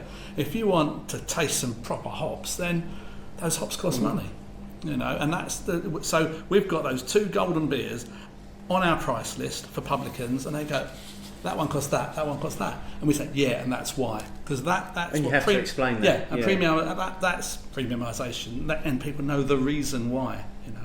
Not just. That's a fantastic example. It's an excellent example. Of what it is, yeah. It's an excellent example. From Alexander at Teal Brewer. Not sure you could with old brands, but new brands could. Though once again, they need to be kept properly every time for it to maintain their image. That was definitely a common theme throughout a lot of the comments as well. It is that the vagaries of how a cask beer can be delivered to the person who's actually paying for it. From Tom Tapped at Tom_Tapped, and also a similar comment from Jim Gilbeer at Jim Gilbeer. It's too late now. Can't have years of it being the cheapest pint in the spoons, regardless of quality, to suddenly asking for 4 to 5 quid for it would only serve to alienate a large section of the loyal, ordinary drinker fan base. Which is sort of what I was sort of... Is that the case though? I mean... I don't agree with that. Again... Because they're looking at all cask being premium, and that isn't what this is about, you know, so I don't think that's what it's about. Because, the example I just used, it's about having, a standard bitter. Well, it's cheap for us to make, much cheaper than hoppy beer. So it's about horses for courses, really. I don't think it's too late at all, That's defeatist talk. I think I'm always going to expect to pay less for beer in spoons than I am if I go into any other pub. Punk, as you mentioned the other week. Yeah. Punk in Brewdog, 6 quid. Punk in little spoons, just over 3 quid. Yeah, I don't understand. I still don't understand. That's a massive difference. I don't understand the business model there. No, that's a massive difference. I don't. From Stephen O'Kane at Socrates9. I don't understand why it isn't considered premium. From what I understand, it takes more work and effort to get it right over keg, but it's nearly always cheaper on the bar. Yeah. And then from somebody who knows maybe a little bit about cask beer. Just a touch. Yeah. From John Keeling at Fuller's John. You can, but you have to guarantee quality and make it special. Also, I think I did an article in the Brewer's Guardian about this. And John did go on, so if anyone wants to look up under the poll, John did have a few more comments after there was a bit of back and forth with some other people expanding on what he'd spoken about. But again, a lot of it was going back to how it's delivered to the consumer. Yep. Mm-hmm. And I think that's, that's where cask falls down so often. Is that you can still go to somewhere and go, right, I'm going to have that. I know we keep using cloud water, but it's a very good example. I'm going to have that pint of cloud water. I'm prepared to pay that £5, and it's shocking. Yeah. Now let's put it down to unlikely to be cloud water. So therefore, somewhere along after it's left them to the time I've got it, someone somewhere hasn't done the right thing, but I've still handed over money and I've got an undrinkable pint. And yes, it can happen. We've had bad lagers if the lines aren't pulled through correctly. But with cask, there's more chance of it happening if people don't look after it, don't keep the temperature right, don't maybe even have a little taste of it in the morning, that kind of stuff, and check to see if it's actually okay. Have a drink of it. Should I serve it? We've been in the Vic when they've done it at opening time. Yeah. They'll pull them all through and they'll taste them. Yeah. Yeah. Is it still good? Just here tonight, Ian. Because you've not been open since Saturday. Yeah, that's right. And every beer you're serving us, you're taking a draw into a jug first and throwing it away before you're serving us the beer, because you don't want us to have the stuff that's been sat in the line for the last 48 hours. Yeah, and that's quite right. I mean, before we go on, we have both finished the Bohemian Pilsner. Just incredible. Again, third beer in a row, and it's not just because you're sat here. Thank you. It's just so drinkable, full of flavour, full of body. It's got a lovely mouthfeel. Yeah, it's got a big body for a Pilsner, isn't it? Yeah. You know you're drinking something. The finish is just beautiful, though. That kind of... It's soft, isn't it? Yeah, soft, straw notes, grass, dry bitterness. It's all there for me. And again, it's one that on a summer's day, which feels like they're long gone for this year now. Definitely feels like it's gone today. That would have been absolutely perfect. So incredible Good job. We got 2 or 3 kegs left then, and a couple of them off to a mile and a third in the next cool. week, so local beer. Another new beer.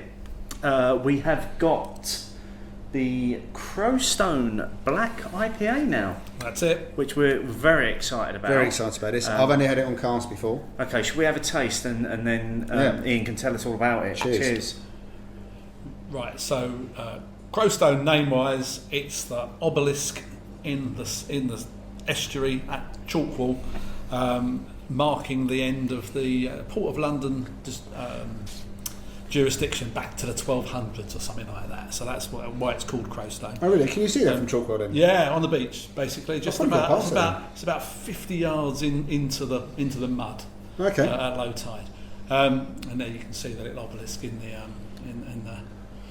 Look at mine in our branding. Yeah, do that. So we really want to do a black IPA, one of my favourite beer styles, and hopefully that you're drinking a bottle version of this now, because we don't happen to have it on keg or cask here at the moment.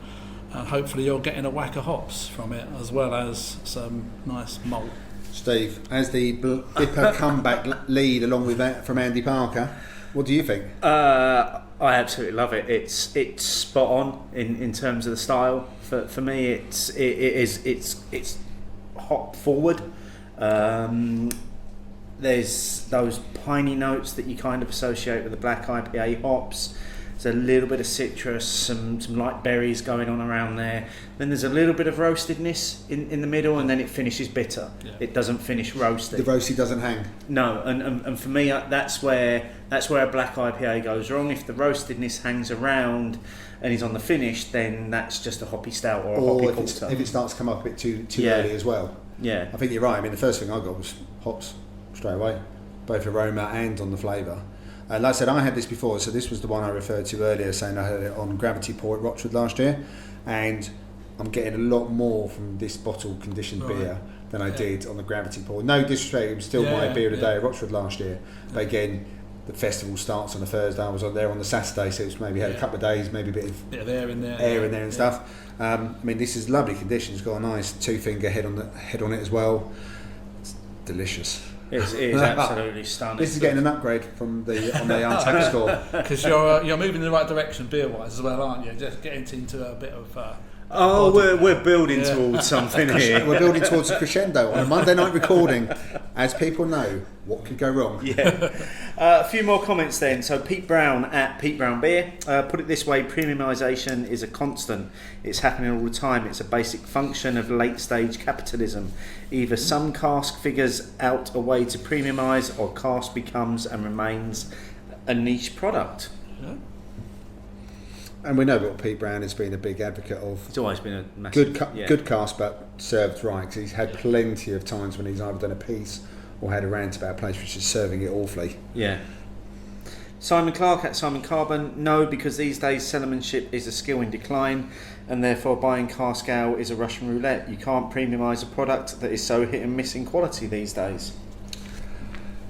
What do you reckon? I mean, I think it's actually it's quite a hard point to disagree with. Yeah. No, that is the threat, and so I mean we know, and it's tough if you're a small brewer particularly, but you need to try and keep hold of your product as it goes into someone else's cellar. So telling them, I mean, we write on it if it's not quite ready to drink yet. It's got a few days before it's going to reach its proper condition. We'll tell that on the label.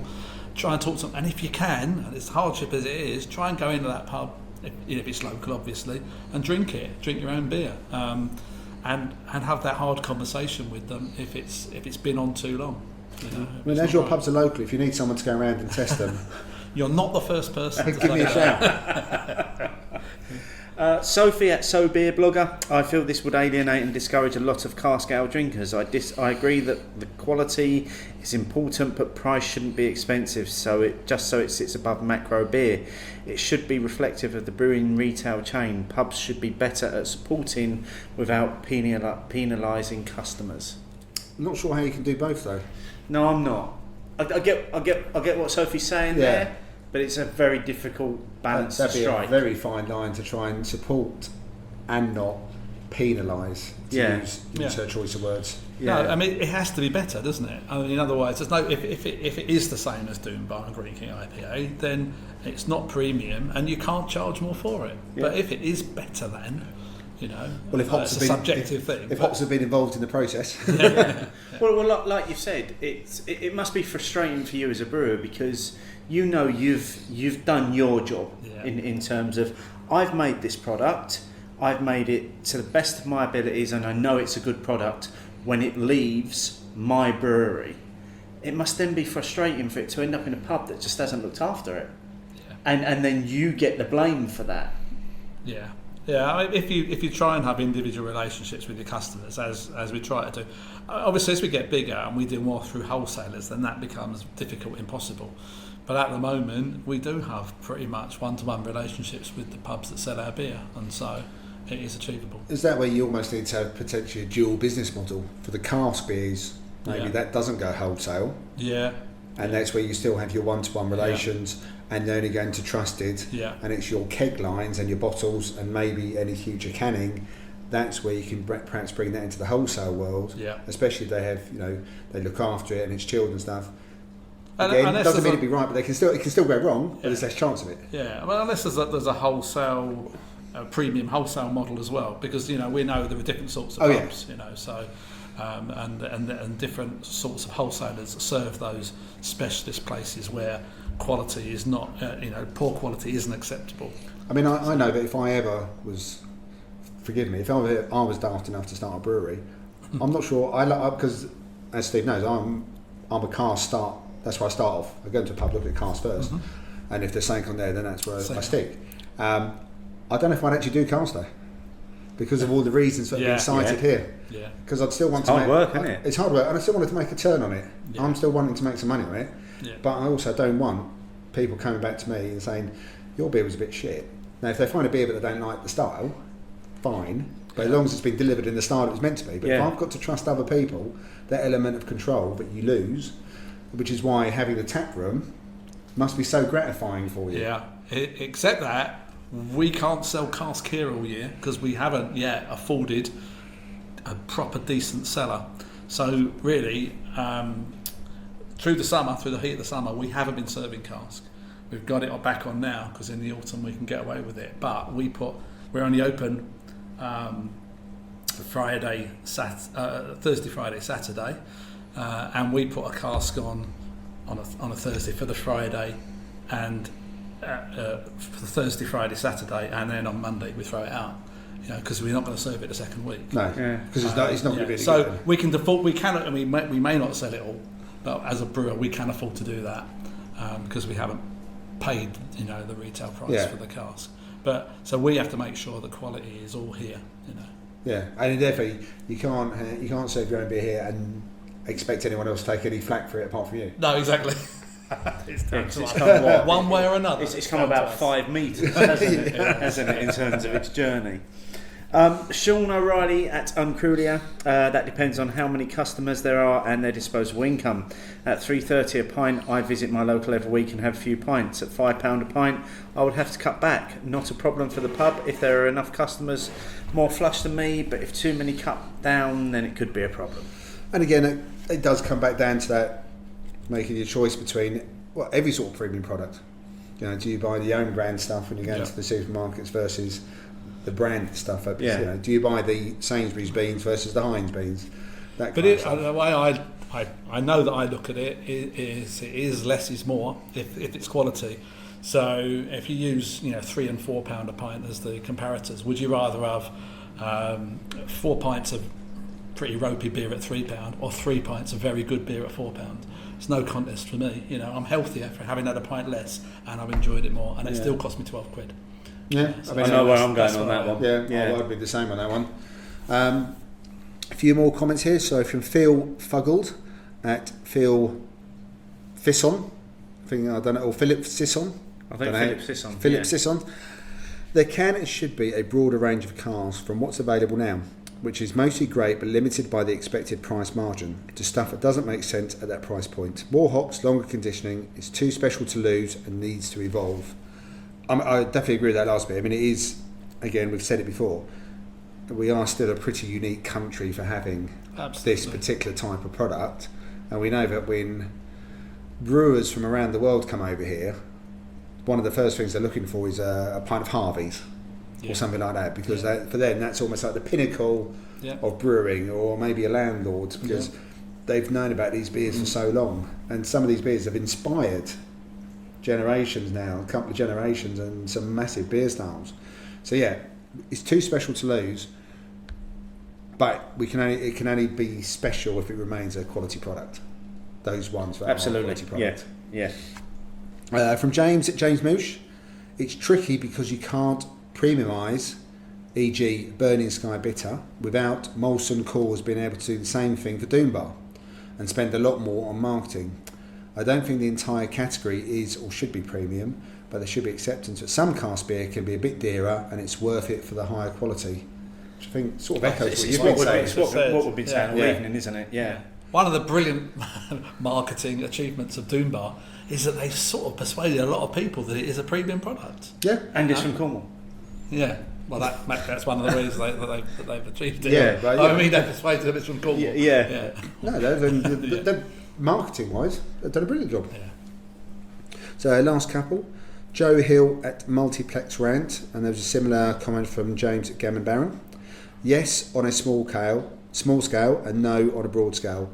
Cloudwater, who we've already mentioned, are a good recent and lonely example of a brewery who've done this on a small scale, but to be honest, mostly it's a no to this. It's too big a change.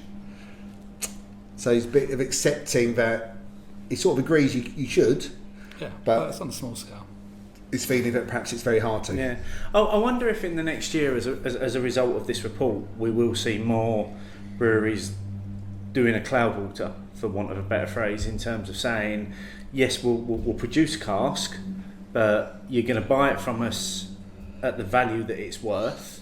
You're not taking it any cheaper than that, and you will sell it at a premium in relation to the keg. Yeah, because they don't want to become a loss leader either. There's no point in then Cloudwater selling it for £30 a cask more than usual, but then the place then undercutting it anyway as a loss leader. Yeah. That's no help, because you're not still bringing that premium to it, are you? But that's the funny thing about you saying Punk IPA being sold £3 in spoons and £6 by Brewdog. Seems to me they're diminishing their own brand if they're letting spoons at that price. Well, I think their brand is beyond saving these days. Let's be honest. That's a different conversation, but I would disagree with that. But I do struggle to buy Punk IPA in Brewdog now. Yeah, it's not for them anymore. I struggled the other week, and I had one because I felt as though I have to, but it hurt because I was paying double the amount from what I've paid for the last 6 months to a year for it. Even at the airport, it's cheaper than buying it at Brewdog. That's shocking. That I didn't know that, but that is absolutely shocking. That's ridiculous. Yeah. And sort of to close off this, from Toy House Brewery at Toy House Brew. I haven't read the report, however I hope poor cask beer is eliminated and therefore what's left is all premium. Good cask beer should be the norm, not the exception. And I think that's a wonderful sentiment to finish on. Absolutely. And as always, if you've got any views on what you've heard, use the hashtag Hopinions. You can go into the show notes, you can click on the link to the question itself, you can see everybody's responses to that, and if you still want to get involved, use that hashtag Opinions and you may very well appear in this next part of the show. Let us know, write it down. Let us know, write it down. Let us know your thoughts and bitter and lingerness. Write it down. First up, we've got Sean O'Reilly at Uncrulia, who's going back a long way. He's still going back through old Beer O'Clock Show episodes. Yeah, so Ian, what this guy's been doing, a fan of the show, we've both met him, lovely bloke, does a bit of homebrewing. He's actually gone back to the start of the Beer O'Clock adventure. So Steve started in 2012. So he's been going through the back catalogue. Yeah. And what is he up to? Number 149. 149. in total, in terms of what I did with podcasts before Martin came on board and what I've done since, we're at about 300 episodes now. So this is a hell of a task that Sean has taken on. So Hop Topic from Beer O'Clock Show 149, that was the precursor to Opinions. Is it okay to release a beer that isn't right? Last summer I had a New England IPA from a local brewery that turned out to be a great lemon goes. Subsequent releases have been as intended. I actually preferred the one that went wrong. Just a question for you, Ian, if you brewed a beer here that you knew something had gone wrong with, would you still put it out, or would you take the hit and say we actually can't afford it depends that? What you mean by gone wrong, to be honest with you. So if it sounds like this was still a good beer, it sounds like someone stuck the wrong label on it in this instance. Could be as innocent as that, but which I can understand how that can happen in in a brewery if you don't label it on, as you're brewing. But we would never. It would be pointless to release a beer which we didn't think was of high quality. I mean, it's just self-damaging. So we absolutely would take the hit and throw it away. We haven't had to do that yet, I should say. But if we're experimenting and the beer turns out and it's of good quality and good taste, it might not have hit the style absolutely nailed it. What we'd probably do is sell that, hope for some reasonable comments about it, even if they're saying, it doesn't really taste like whatever, black IPA, whatever, and then we tweak the recipe a bit. So we certainly, for the first two, 3 or 4 iterations of any one beer, we're always tweaking the hop and malt balance and stuff like that. But no, so yeah. Always sell it if it's a good beer, but it never ever do that if it's not. Mm-hmm. I'm going to read out the next comment because this isn't the only feedback we've had on this bit. So from Mark at Kel Fired. Beer O'Clock Show hold the wrong opinion. I'm just going to stop there. Really? I'm biting my tongue here. Yeah, but I also know there's more to come. So on the 2 halves versus pints price debate, you can't just say a business can't take these factors into consideration when they absolutely should. I simplify my argument and hopefully convince you. Let's say it costs £1 to clean a pint glass and pay the server to fill it. Let's say it's 80p for a half glass. You then need to fill that with beer, which is a set price per unit. So let's say it's £3 for a half, so a half is £3.80 and a pint is £7. Ta-da! No! I'm going to refer you to Mr. Johnson's recent blog post, which link will be in the show notes. Yeah, but no, still, I'm still not having this because that you can't take into account what it costs to pay the server and to clean the glass and to have everything ready. That server is there because they are contracted to work from X time to Y time. That's their job. To do that. Well, I'll put it another way. I'll quite happily serve myself if you let me. Yeah, so you and therefore you don't pay him anything. You can't factor that into it. The dishwasher will run regardless of how many half pints or pint glasses are in it. It's still going to cost that cost to run. So absolutely not. No, the price of half a pint of beer should be half the price of a pint of beer. It's as simple as that. Agree. And I'm not finished. I know you're not. I'm not, because men behaving badly, you're wrong as well. You can't say that we were wrong, because we're not wrong on this one. We're absolutely not wrong. Half a pint of beer should be half the price of a pint of beer. We're sat in a tap room now where I'm looking. You've looked at the price list. I've looked at the board, and every half pint is exactly half the price of a pint. So it is. And the price of 2/3 is 2/3, except for rounding. I can't do the maths on that. Yeah, we were both trying to do the maths on that one, but no, the half pint is definitely half the price of a pint. And although on the last show, I'm happy with the odd bit of rounding. Yeah. Don't get me wrong. But I'll take a little bit of rounding. Essentially, I would take that. Essentially, there are times when I only want to have a half pint of a drink, and I shouldn't have to pay more for it. But I've had and lost this argument, particularly with Will at the West Road Tap, who has persuaded me, almost beaten me up, and said no. A half cost half of what a pint should cost. That's what drinkers expect. Okay, and he's at a tap room selling cask and gravity. And I was at the Vic Inn last week in Colchester, and I was chatting to Rich, who's the manager there, and he was saying exactly the same. He was like, no, all of our half pints are half the price of the pint of that beer. That's just how it is. I think it's a hard argument to go against. You factor in your costs. I liken it to when I go online to buy a ticket of some kind. Don't tell me the tax. Just tell me the final price. You factor in the rest of it yourself. Just give me the final price. I think this is one that's going to run and run.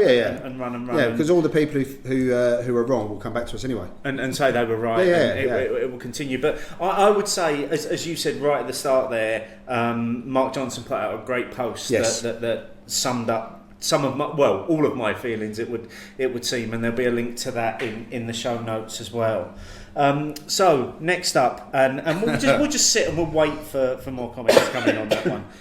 Next up, from Discombobulated at Discombobulated, just finished the podcast and now I'm going to have that song stuck in my head for hours. Which I believe was Living on a Prayer. Living on a Prayer, wasn't it? Yeah. So we always try and put a song at the end of the show that kind of ties into something that's happened in the show.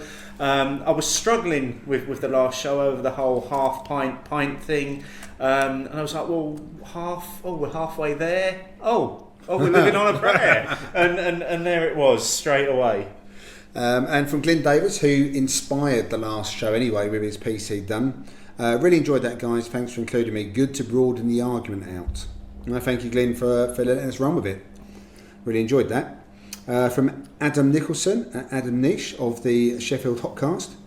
I know this is late to the party, but just seen this from a recent Sheffield Wednesday game and thought you might like. 2 halves of Thornbridge Wednesday IPA and a separate pint glass, please.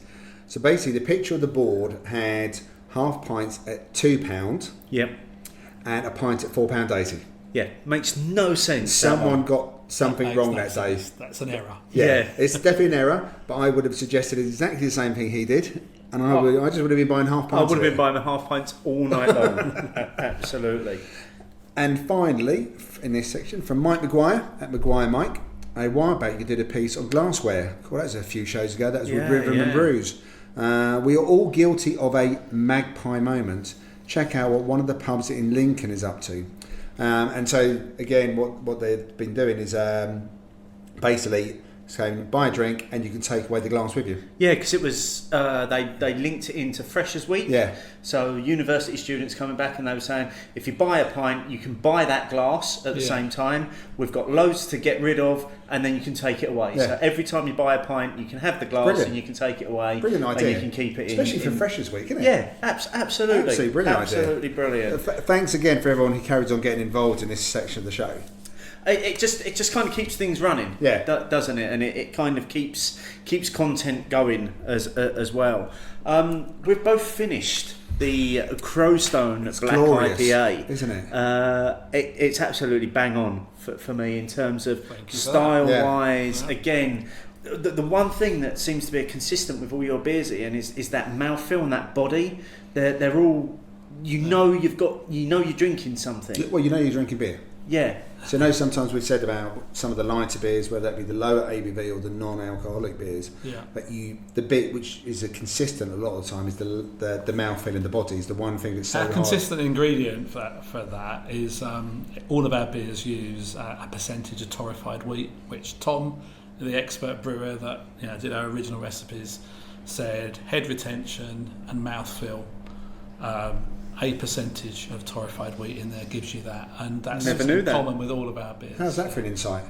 Yeah, it's fantastic. And I've not been brewing long enough to know whether that's rubbish or fact, but that is the reason for that ingredient. And I think that's brilliant. And like I said, that's been the one consistent. Yeah. We've noticed it all the way through them, haven't we? We've had some questions from our listeners and from Twitter for you, Ian, which is something we do with all of our guests. Sure. We get people to ask some questions. And the first question is from Tom Tapped at Tom_Tapped, and that is: are there any plans to barrel age the SS9? Oh, this is obviously the one that was sent in by my mum, because yes, there are, and more than that, we've actually done that already. So we have a very limited edition bottle run of barrel-aged SS9, aged in a first-use Speyside whiskey barrel. You might find you've got some of that in front of you right now. We just happen to have some. We do. So we have very kindly you've given us the original SS9 in the tap, and you've cracked open a bottle of the SS9 Speyside edition. So shall we try to get into the keg version first? We should try the original. Cheers. Cheers. Thank you, Ian, once again. So again, this is obviously keg, and it's served at maybe 6-7 degrees. So there you go. That's just delicious. It's That doesn't drink anywhere near 9%. No, What are you doing? People say What that. are you doing It's here? the first thing because when I had it in the tap room last summer, when me and Michelle came over, and that was the beer I finished off on, as Yeah. you would, Yeah. and I was thinking, To drink a pint of that, you could though, you could order and drink a pint of that. because without- it does not, none of that alcohol burn at all. yeah, Hasn't really got roastiness of a stout either. no, it's soft, it's smooth. Bit of chocolate. And Yeah. It's chocolate and coffee that I get. Yeah, Really, and that's that it. espresso And taste. again, it is off the keg, so it's probably got a little bit of warming up to do as well. More of those flavours Yeah, come sure. through. But again, for especially at least the other drinkable beers were in drinkable territory. No, yeah, at 9%, at 9%, this is danger juice So right here. Sure. we should probably then try the Speyside edition. We should. And I So- should say this is the first Cheers. time I'm trying it as well. Cheers. Oh, that's brilliant. So that's quite scary. And, Oh, there's definitely a few peaty whiskey Yeah, I was notes going there. to say there's peatiness. You there. must be picking up the peat, Yeah, Steve, because Big that's not your favourite aroma. you're not keen on the peat. In whiskey terms, I'm not either. That's why I prefer a Jameson's with the anthracite. It's big peaty notes on the flavour as well for me there. Yeah. I'm more a peaty whiskey guy anyway. I'm finding it quite a soft peaty nose and aroma and a peaty flavour, because sometimes with some of the ones we've had, we shared a couple of bottle shares, Steve, Yeah. where the peat takes over because the beer isn't maybe big enough or robust enough to really do it. I mean, you're saying this is in the first, so this has done the Speyside, and this is the first non-Speyside whiskey liquid going into it. Well, So- actually, we've used it twice. So and I don't know which batch this Yeah. is from. So so the first and second use of it. I'm finding that. I mean, again, I suppose it's like anything. If you like it, those kind of aromas, you don't notice them as much anyway. But for me, I think that's really quite well balanced between the SS9 original and the Speyside as well. I think you can see hints of the original in it. I think it's there. Like I say, I'm probably struggling a little bit more with the flavours on it. But obviously I'm going to persevere. Oh, well done, Steve. With it. Yeah. What's the ABV on this one? It should be 9. Oh, 9 9% again, even though it's gone through the barrel aging. Yeah. I reserve judgment on that. Really, Mark will actually probably try and determine the exact ABV. But it should be there or thereabouts, we think. I mean, it is very warming on the finish, and for the night that we're recording on tonight, it's not kind inappropriate, of what we need. Yeah. Now, Tom did have a second question as well. While we're sitting here gloating at the fact that we're drinking the barrel aged SS9 that he asked if there'd ever be, and that was if there was any brewery in the UK that you could collaborate with, who would it be, why, and what style of beer would you brew? So while you answer this, I'm just going to drink your beer. Yeah, Same here. I'm not sure I could come up with a single answer to that. There's two sorts of collaborations in my view. There's one where you sort of want to brew with the guys that you get on with and you really like, and sort of in a matey way. And then there's where you probably want to learn from it. And I'm probably more attached to doing the second of those. So it would be those breweries that are knocking out like really modern beers in cask form, and that's what I'm drinking a lot of now. So had some Northern Monk at the weekend, which was great. There's a brewery in Brighton, the beer keller in Brighton, beer house. The beer house in Brighton. I can't remember the name of the brewery, but they're just knocking out great for me. New England IPAs and West Coast IPAs, but in cask form, which I think shows them off to their best. So I'd want to learn from it, and I'd want to do something like that. So you got Cloudwater, and I think I've had some really great Arbor beers that I'd be, like to learn from. So is there a style you would like to really? Yeah, it's for me. It's the hoppy hazy stuff. I just think that's New England IPAs. I'm really loving them on cask more than I am on keg. Actually, I don't think I've had enough of them on cask. No, to because comment. I tend to, as a rule, avoid them because it's not a style that I enjoy. Ah, right. But would you But actually, on cask? I'm now wondering if cask would lend itself to that They're style. lovely and soft, and for me, when we've sort of played around with this, it's very difficult to end up with a beer that doesn't taste oxidised, and so I'd be interested in. Yeah, I think your leaf pepper learning. at the 4.8%. Yeah, That potentially you could envisage that in cask yeah, because it wasn't at the top end of the yeast forward New England Sure. style of IPA. yeah. It was quite soft. The aromas were very much those And we've soft never done that fruits. in cask yet. Yeah, and I think that in cask could lend itself. And Yeah. again, it comes in a nice percentage as well. Yeah, Whereas yeah, a lot of drinkable the percentage, yeah. keg New England IPAs tend to come in that often 6% plus. Yeah. So it's sugary, fruity, yeasty. Yeah. Whereas I thought there was a lot more balance about your one. I could see that one going in cask if you Yeah. ever thought about it. Maybe we'll do that. If you do it though, don't ever do it to Legra. Just leave that as it is. Yeah, you Because, like it the way. because when Buxton did it to Axe Edge, it actually ruined the original for me. right. And I don't know if I've had the original since I had that version of no, it. I don't think I have, which is a shame. Yeah, I think there might be a point about this later on. Yeah. Next up, so this is from Joe Hill at Multiplex Rant. Dorky question: where do you stand on finings? I give a very clear and coherent answer to that. We do not use isinglass. We never have used isinglass.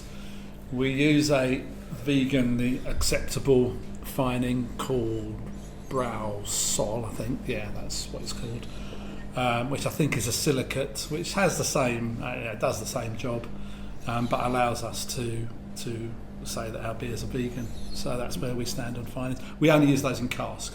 We don't use them in bottle or keg. We just use auxiliary finings in the FV for bottle and keg. And Okay, but again, you're not using isinglass, no, regardless. regardless, yeah. And your beers drop bright. Yeah, So yeah. They may take, Yeah. they possibly take a little bit longer than beers with isinglass, but not hugely different. And we can, on occasion, rack a beer up and it'll drop in a few. hopefully minutes. it's on its way out, to be honest. Yeah, I think it is. If you can find alternatives, why wouldn't you? Yeah. Yeah. So our next question is from, guess what? Paul at UNRCD, #1 fan. Is there any reason why Essex seems to be so far behind the craft beer scene, or is this a misconception? I don't know. I mean, you might know the answers to that more than I do. Are we behind the craft, the curve, brewing wise or drinking wise? The way I see what Paul is getting at is that, say for example, someone who we follow on Twitter quite a lot, Rachel, look at Brew in Sussex. Sussex seems to have a really good mix of breweries who put out a really good range of styles Yeah.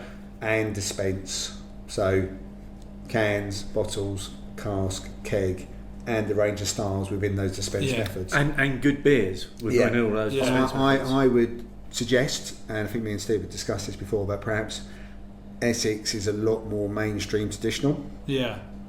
Although strangely, I think the oldest Essex brewery is Crouch Vale, that was set in the 1980s. Only, not a real heritage. Yeah, and they were definitely champion of some single hot beers in their time Yeah. as well. But where do you stand? Because I would say that you're quite forward thinking. I hope we are. We intend to be. I mean, I think we were probably only 2 years old, but probably one of the very first Essex breweries to brew into key keg and to brew beers in the modern beers in keg at all. That states volumes, so- doesn't it? well, It really yes. does. So, I mean, Yeah. I may be wrong, but I can't think of loads of Essex breweries that are even brewing like that now. There's maybe a handful. But I'm not so- sure there's even a handful, if I'm being honest. no. And I'm quite happy to be corrected. Yeah, and this is like you say, it's a discussion we've had many times. Is that for essentially a large part of our county is, for all intents and purposes, London spillover. Yeah. There's that we have a huge metropolitan area in Essex. Yes.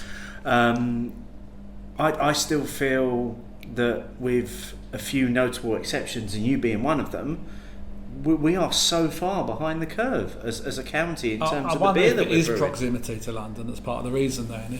If you can get howling hops and Colonel, whatever, Essex wide, I don't know. You can get London brewed beers so close. I would say that in a lot of places that's the other thing. I don't know if you can. I don't think we have a proliferation of bars that do those modern styles out of London. You know, we border, so much of Essex borders London. Yeah. And I mean, as you said, Steve, I think there are some very, very good breweries that have been out. I think you cited one of them with Crouch Vale, you know, and we mentioned Brentwood earlier, who've managed to get themselves into that Michelin star thing. So, you know, well done to them as well. And there are others, but I do think that our range of beers, our range of dispense, just isn't quite what a lot of other places are. It's safe. And it's for a local market. That's my view on it. So my local, the closest brewery to where I live is Bishop Nick, and I've maybe only had one or two of their beers that I'd ever really want to go back to again. But you know, you see them in a lot of bars around so I've got a slightly different view of them, because I think that, I mean, if I was looking at that brewery, and you know, it's a bit presumptuous of me to do so, so I could say a couple of years, but I think they brew really excellent beer. The only thing I'd say, I'm not aware of the breadth of styles that they do. You know, it does seem to be variations on a theme. I think they're very accomplished. I've been over to their brewery. I've met the guy who runs it. I think they do some very, very accomplished beers, but I think that unless something's changed recently, I think it's quite a narrow range. So if we talk about the range that we've just had tonight, so we've had the American Pale Ale, we've had a Pilsner, we've had a Rhubarb Saison, we've had a Black IPA, and we're now doing 2 iterations of an Imperial Stout. I don't think there are any other Essex breweries doing that. But again, just coming back to the Bishop Nick, and again, to give them some credit, after spending a weekend in Belgium and arriving back in Colchester and finding there was a Bishop Nick ESB on in the Bricklayers Arms, I went and I had a couple of pints of that because it was what I needed after Belgium. And it was exactly what I needed and did the job. Did the job perfectly. So quite naturally, Paul had a second question, as obviously. He does. So he basically, when will we see your beers outside of Essex? Well, you already can. So where outside of Essex do you get to? We're getting a little bit of national exposure, through a couple of methods. We were picked as one of Brewdog's up and coming breweries this year, so we sold a keg load and sent it up to Aberdeen. Brilliant. It's then come right throughout. A lot of it ended back up in London, which in terms of beer miles is very questionable, but it also went Manchester or whatever, Newcastle. A lot of it was sold in Perth, etc. We're very chuffed with that. So that was all keg. Equally through Ibria, especially I think as since the last Great British Beer Festival, where we're one of the first 30 breweries that had on the camera key keg bar. The first time they'd done that. We've picked up quite a lot of Ibria stuff as a result of that, so it's going out absolutely nationwide through that method. And also there's a couple of runs that we do ourselves, so actually delivering direct. Gabby's, my wife's got a son who lives in Nottingham, so we do Nottinghamshire, and we drop in at Peterborough on the way, so we get a couple out there, so like Newark and Retford and places like that. And we also regularly, every 4 to 6 weeks, we do a trip down to Kent. We get into Whitstable, Sittingbourne, Deal, Walmer, those sort of places, Ramsgate and Margate, and trying to build up a bit of a body of customers there. And also Brighton and Hove, we've started to do that run as well because it's really accessible. The seaside thing works a bit, you know. Our sort of thing. So really aiming at micro pubs, not aiming at regular pubs at all. Don't even bother to phone. Well, Paul's we already know that Paul's pub is the Hope, isn't it? Carl Shorten. Oh, right. And that's I think a pretty well known pub for the quality of its cask offerings and stuff. So I think he would be more than happy to see your beers turn up there. If he does keg as well, we can have it on Ibria like tomorrow. But if he does cask, then they do keg there, don't they? They do, yeah. So one final question directly for you, Ian, is from Will Watkins at Dry Your Beers. What are your thoughts on bars not offering tasters? When I've come across it, it seems to normally apply to the higher price special edition beers. Surely that's all the more reason for not wanting to splash the cash blind. Well, I'd normally give a strong view one way or the other, but I can absolutely see both sides of this argument because he's right, so if there's an expensive, unusual beer, wouldn't you want to if you're going to spend £8 a pint equivalent or something like that, wouldn't you want to taste it first? But from the sort of retailer's point of view, how many people are going to have that much barrel-aged SS9 if it was £9 a pint and go, oh, that's really lovely, get on Untapped, give it their mark, and they won't go back and do it. I wondered if you might say that. It's the ticker thing, isn't it? Yeah. It's a ticker thing, yeah. See, I would only turn a taster down if I genuinely didn't like it. I honestly feel, and I know we've discussed this before, that a taster of a beer doesn't do anything to give you a taste of what that beer is. To have a pint of it, no. It doesn't. Because you'll get, and a lot of places are now doing a taster in like a shot glass. Yeah. So you can't even get any aroma from it or anything. You're just literally, you're literally just tasting it. Well, you can tell though. You could tell if it's off or something like that. Yeah. So But it won't- like if you're drinking cask, you go, I don't want to waste it. It has to be in good condition. You can look at the condition. You can look at it. You can smell it a bit. So from that point of view, I can see the point of a taster. But no, it's a different experience drinking a taster than drinking a pint. And we've said that so many times that drinking a taster or drinking a half is very, very different from drinking an entire pint. I think it does depend on the beer, but sometimes at bottle share, if we have like a rare bottle, which might only be a 500 and it's like 12 or 14 of us, you are literally getting a taster. You're probably not getting the full experience of it. Yeah, absolutely. Speaking of full experience, we're getting a load of this, aren't we? We've drained the keg version of the SS9, Steve, on a Monday night. I'm going to put it out there, but we both like it. Yeah, I reckon so, and I'm going to reiterate it's danger juice. It doesn't drink anywhere near 9%. No, what would you pitch it at? If you were tasting that, no knowledge of it whatsoever. 4.5, 5? Yeah, I'd go about. Maybe. I wouldn't go far off myself. You know what though? This is not one of our beers that people get into trouble with, because I think it's badged. Well, I don't know. Give us some more. We'll see. Keep pouring it. We do have a beer. A Cockle Roast Spit is one that does cause people to come to grief. It's because they're drinking pints of it, aren't they? As well. Yeah, drinking pints of it. That's 5.6%. It's 5.6, and it's very drinkable, and people. We've had myriad stories of people coming unstuck. Whereas I've not had a horror story. I presume. I think it's because SS9. people are, all right. We've probably drained it a bit quicker maybe than the average person, but I assume that people, they know it's 9% straight away. They're drinking it with a little bit of respect. They're having a third, maybe 2/3 or a half. That's right. Whereas the Cockle Roast Spit does lend itself to being still drinking a pint of it. Yeah. And I would agree, it is a very quaffable pint, to coin a phrase. Doesn't drink its 5.6%. So I can imagine if you're doing a session, you end up having 5 or 6 pints of it, then you may be becoming a cropper. Yeah. Could be becoming a bit messy at some point. Yeah.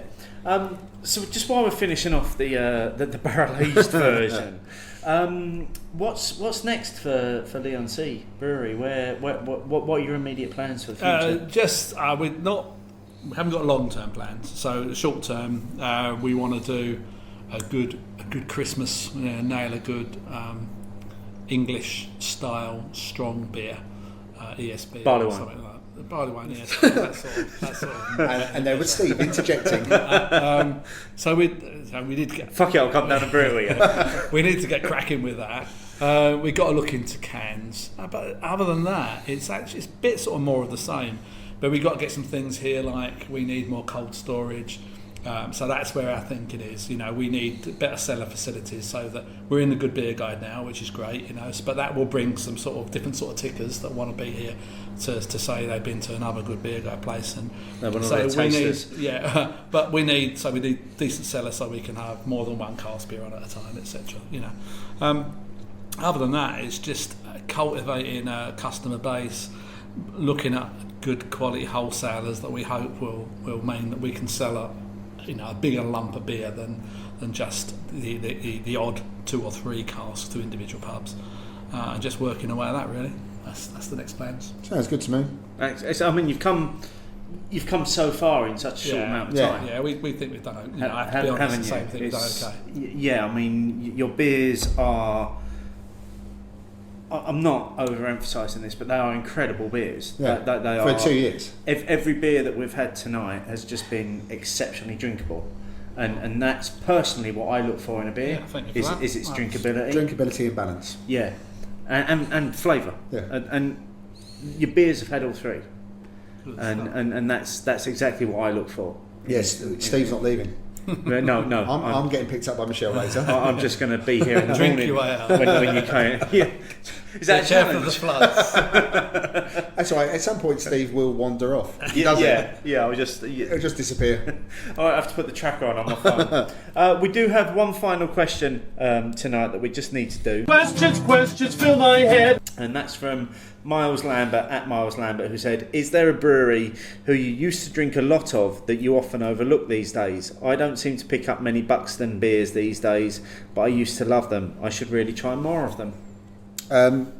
Even before I'd read that what his bit was, when he said that a brewery used to, Buxton did spring to mind, and I think the Buxton thing was very much from having the Axe Edge Do you think? New England version. I haven't bought anything from them since. I've bought a couple of theirs via Sean at Beer Central. I think the one brewery for me that really leaps out that I drank loads of when I first started discovering beer is Weirdbeard. I used to absolutely be all over their beers, and I don't know whether it's availability or I just don't see them. I just don't. If I saw them, I would buy them. I don't see their beers. I mean, they're an incredible brewery in terms of what they do, but I just don't see their beers anymore, and that's a real shame because I used to love their beers. One, because they were tasty beers. And two, because of their artwork. The artwork's fantastic. I always loved the different little bearded man at the bottom of the artwork. Well, we went to the tap takeover at the Victorian, didn't we, that time? Yeah. A few years back, and that was a really good night. They had cask and keg on. Yeah. Is there any brewery for you? There's not really. No, I try and keep. Like a lot of people, I probably always try and looking for something new. I suppose Tiny Rebel. Because I love Kutch, right? And we modelled our like Two Tree Island Red on Kutch, because that was like an inspirational beer for us. But I've had too many of their, jam roly poly peanut butter stuff. It's very sweet for me, and so I've sort of looked upon them with maybe a bit more scepticism than before. But having said that, straightforward, hop forward beers, brilliant still. Yeah. So. But if anyone else has got any breweries that they think they don't quite gravitate towards these days, please share it off the next show. Let us know. Use the hashtag Hopinions. Before we finish the show, we've got one final thing we need to do, which is we did a giveaway, or we were doing a giveaway for a Jaipur t-shirt, and whenever we do a giveaway, we always like to have like an independent adjudicator almost draw the winner for us. So I have an envelope of names already prepared right here. These are all the people that entered the competition and got the right answer as well, which was the question was how many pints were sold at Peakender? Was it about 15,000? 15,000 was the number we quoted. They got exactly the right number. Well, not exactly, but that was roughly. Well played. All of the winning answers are in this envelope. Ian, if you'd like to draw us a name out and unravel it live on the show, and just read out who's won the t-shirt. I have. So the t-shirt is at Ewan-RCD. Of course it is. Is that a bad thing? Number one fan. Yeah, he's our current number one fan. Did all those slips of paper have a Ewan-RCD? Probably. Paul, if you want to send us your address, we'll send you the Jaipur t-shirt, and we do expect a picture of you on Twitter wearing said t-shirt with the hashtag Hopinions. I think we've probably got one thing we need to do before we finish, which is to thank you, Ian. Yes, thank you very much. Well, thank you very much for coming. No, thank you. Thank you for a very congenial host. for sharing the beers. Why are you taking so much time with that barrel-aged beer over there? I'm savouring it on a Monday night, Steve. Yeah, so am I. It's been great finding out about the brewery and your journey and actually visiting the space as well. It's a lovely little space, and I will encourage anybody visiting this part of Essex to come. Absolutely. Check the opening times, Thursday and Friday evenings, Saturday afternoons. We'll put a link on the show notes to where people can find information about the brewery. what have we got coming up next time? Well, continuing a bit of a Seba theme, Steve, we've got, is it James Corder, who's now, is it chief exec? Is that the right phrase? He's the chief CEO. He's the chief exec. Yeah, chief exec of Seba, joining us on the show. He's relatively new into the post and has definitely hit the ground running on social media for one. Oh, without a doubt. So, first up, any of our listeners got any questions? Start pointing them in our direction. Seba-related questions, stuff that's been on the news recently. See what James has to say about it. Yep. Once again, use the hashtag opinions, and I think that pretty much rounds up this week's show. Apart from you are ahead of me on a Speyside barrel-aged beer, which is a bit of a shock. It's because I'm just really enjoying it. It comes back to that drinkability. Every beer we've had tonight. Because I'm getting a bit of smokiness on this beer now as well. Now the air's got to it and it's warmed up a little bit. Maybe Mark did something to me when he smoked you. Inducted me to smoke beers. But I've thoroughly enjoyed it. Thoroughly enjoyed every beer. Yeah. Once again, Ian, thank you very much. Thank you very much. Thank you. Cheers. Beyond the sea, somewhere waiting for me, my lover stands on golden sand.